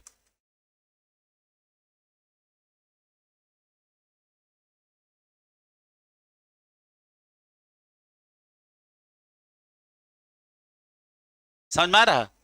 अरे ऐसे नहीं समझ में आता तो ऐसे लिखो, आर और एस, ऐसे लिख लो।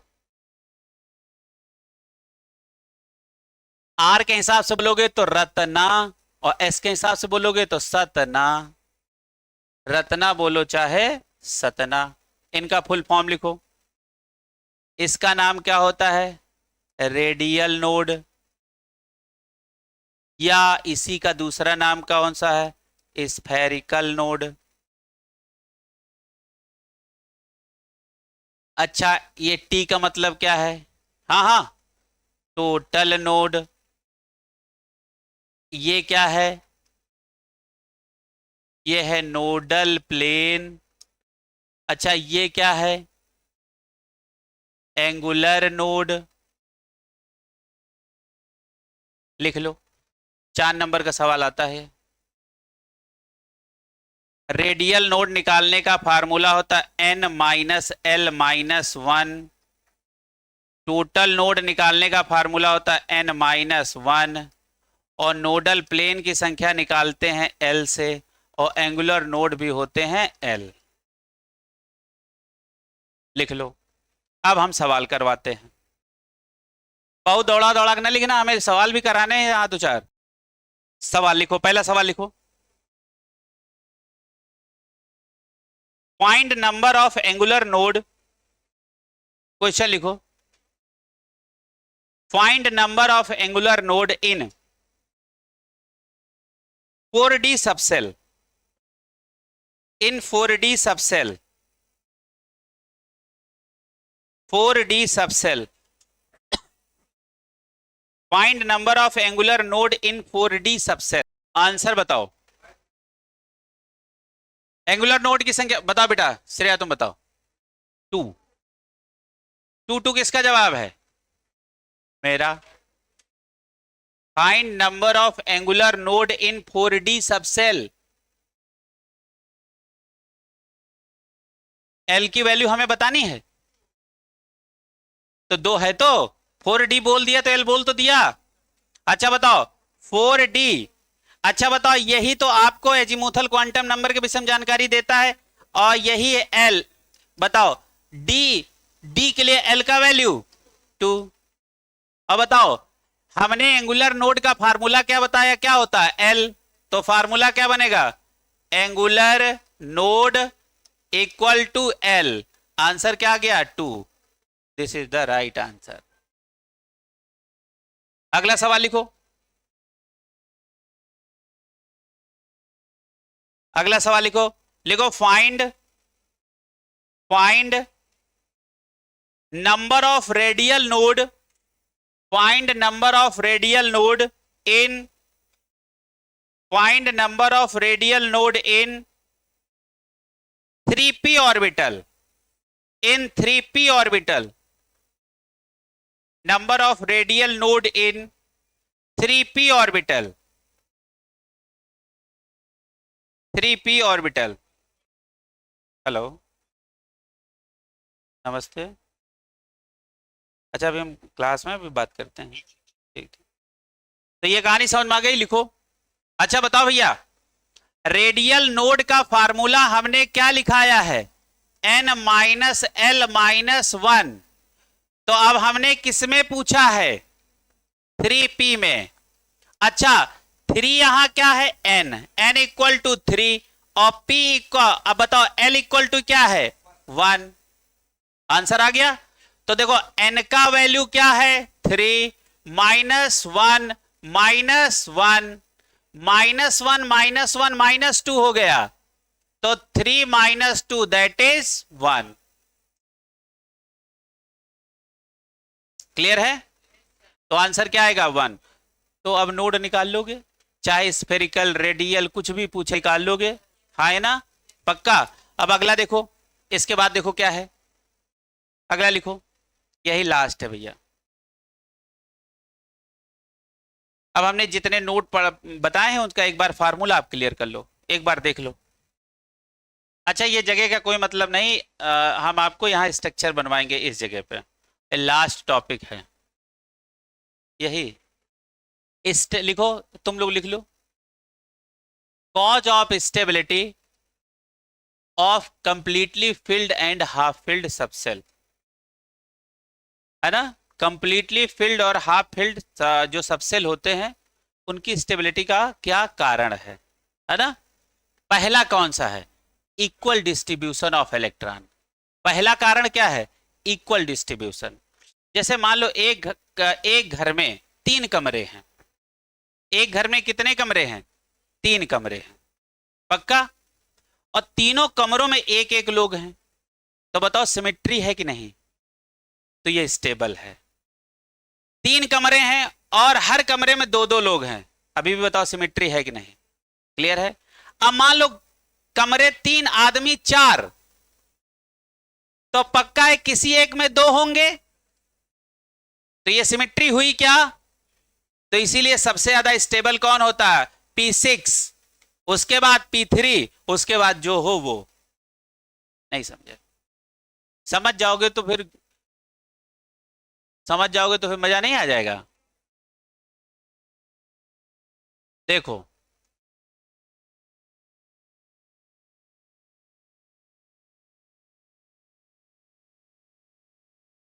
देखो ये क्या लिखा है, P6 लिखा है कि नहीं, ये P3 लिखा है और ये P4 लिखा है, हाँ ये ना। अरे गधा है को देखो ये, है ना, ठीक है। तो बोला भी करो, जैसे आदमी जिंदा हो तो सांस लेते रहना चाहिए, है नहीं। पता लगे सांस रोक के तुम बैठे हो, हम कैसे जानेंगे कि आदमी समझ रहे हो ना, जिंदा है। तो छात्रों को भी वैसे ही होना चाहिए, वो बोलते रहना चाहिए, क्लियर है।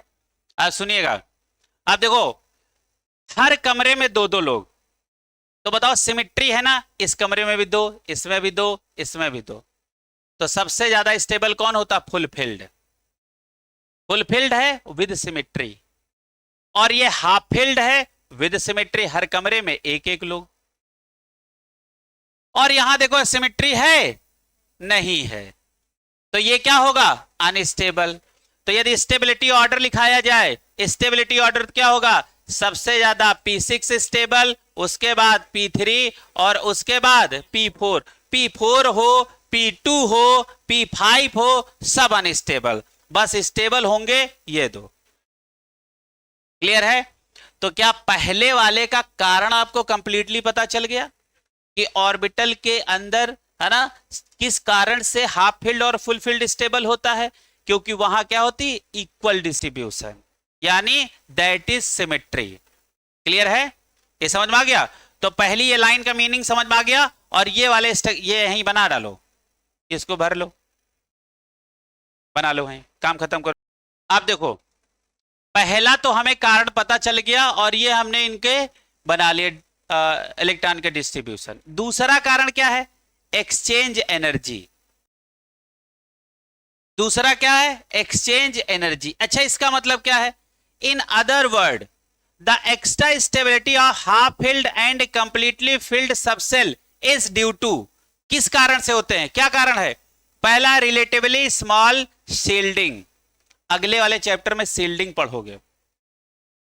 क्या पढ़ोगे? शील्डिंग। शील्ड का हमेशा मतलब होता है दो चीजों के बीच में पर्दा ले आना। ये क्या हो जाती है? शील्डिंग। क्लियर है? अगले चैप्टर में इसको पढ़ाएंगे। दूसरा क्या है? Smaller Coulombian repulsion energy. Coulombic समझते हो ना? पढ़ा होगा, इलेक्ट्रोस्टैट में एनर्जी पढ़ी होगी। अच्छा, यहां पे ये कोलंबिक रिपल्सन एनर्जी क्यों बोला? क्योंकि यहां एक चार्ज प्लस क्यू होगा, एक चार्ज माइनस क्यू होगा, तो उनके बीच अच्छा यहां पे क्या बोला? रिपल्सन। इसका मतलब दोनों चार्ज कैसे होंगे? सेम, या तो प्लस क्यू या तो माइनस क्यू। अच्छा, दूसरा क्या है?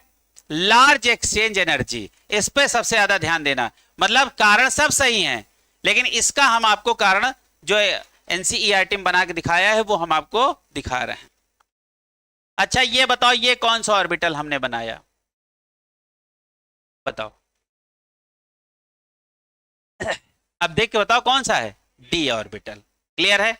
अच्छा, एक बात बताओ, हमने सब में एक एक इलेक्ट्रॉन भर दिया, हाँ फील्ड कर दिया। अच्छा बताओ, हमने कहा ये पहला इलेक्ट्रॉन, ये दूसरा इलेक्ट्रॉन, ये तीसरा, ये चौथा और ये पांचवा। क्लियर है? बताओ पहला इलेक्ट्रॉन कहां कहां जाके पेयरिंग कर सकता है? कितनी जगह जा सकता है? यहां, यहां पे, यहां पे, यहां पे। यानी पहला इलेक्ट्रॉन कितनी जगह जा सकता है? 4 जगह। यानी फर्स्ट एक्सचेंज्ड बाय 4।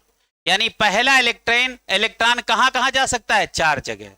इसी का मतलब फर्स्ट यानी 1 एक्सचेंज्ड बाय 4। मीनिंग समझ में आया? अच्छा बताओ, दूसरा इलेक्ट्रॉन कहां कहां जा सकता है? बताओ। 1, 2 और 3। कितनी जगह जा सकता है? 3। और एक बात समझ लेना, ये ना समझ लेना ये वाला यहां आ सकता। जिसका एक बार एक्सचेंज हो गया है वो किसी से पेयरिंग नहीं करेगा। क्लियर है? अच्छा बताओ, तीसरा कितनी जगह जा सकता है? 1, 2। सबका अलग अलग बना दें, सबका अलग अलग बना दें, नहीं तुम इतने होशियार, हम समझ जाएंगे, धोखा खा जाएंगे।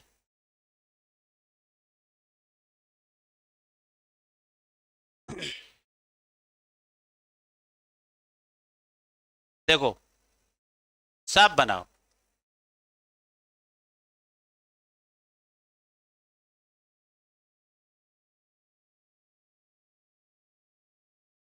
ये कौन है? ये इसका स्ट्रक्चर है। क्लियर है? अच्छा, इसका आ जाओ बना दे, इसका बना दे।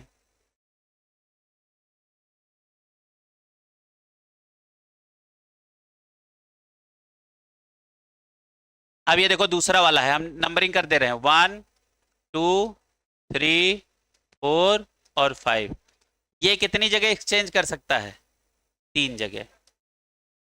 अच्छा, इसमें आ जाओ। हाँ, अब यहां इसका इसके लिए ले आओ। तो यहां देखो, 1 जगह, 2 जगह। क्लियर है? अच्छा, इसके लिए ले आओ।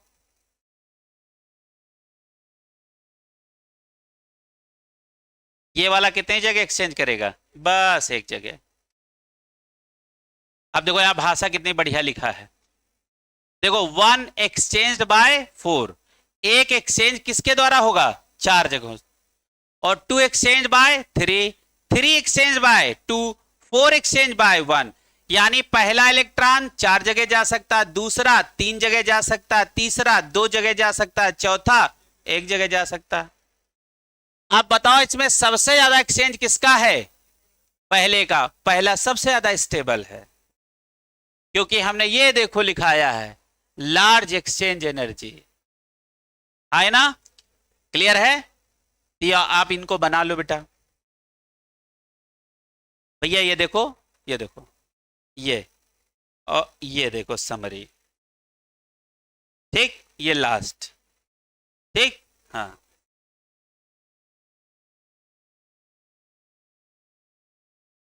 है?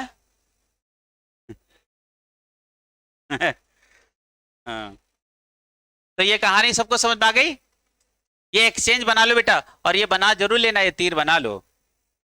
और जिसका एक बार जिस ऑर्बिटल का एक्सचेंज में पार्टिसिपेशन हो गया वहां दूसरे का एक्सचेंज नहीं होगा। जैसे देखो ये वाला ऑर्बिटल कितनी जगह एक्सचेंज किया है, 4 जगह, तो अब इसका एक्सचेंज कोई नहीं करेगा। क्लियर है? जो एक बार एक्सचेंज में पार्टिसिपेट कर गया उसका एक्सचेंज फर्दर पॉसिबल नहीं है। कि पता लगे ऐसे करो, ऐसे दूसरे में बताए इधर इधर दौड़े, इधरों एक खींच दिए, तो सबका आंसर फिर 4 ही आएगा, फिर सबका आंसर 4 ही आएगा। ये काम नहीं करना। जो जिसकी एक बार शादी हो गई अब उसकी दोबारा शादी नहीं होगी, मतलब जिस एक बार एक्सचेंज में पार्टिसिपेट कर गया अब वो फर्दर पार्टिसिपेट वो ऑर्बिटल नहीं होगा। क्लियर है? हाँ। तो भैया आपके ये सुंदर चैप्टर का अंत हुआ है ना। और अब हम लोग अगला चैप्टर कौन सा है? Periodic properties.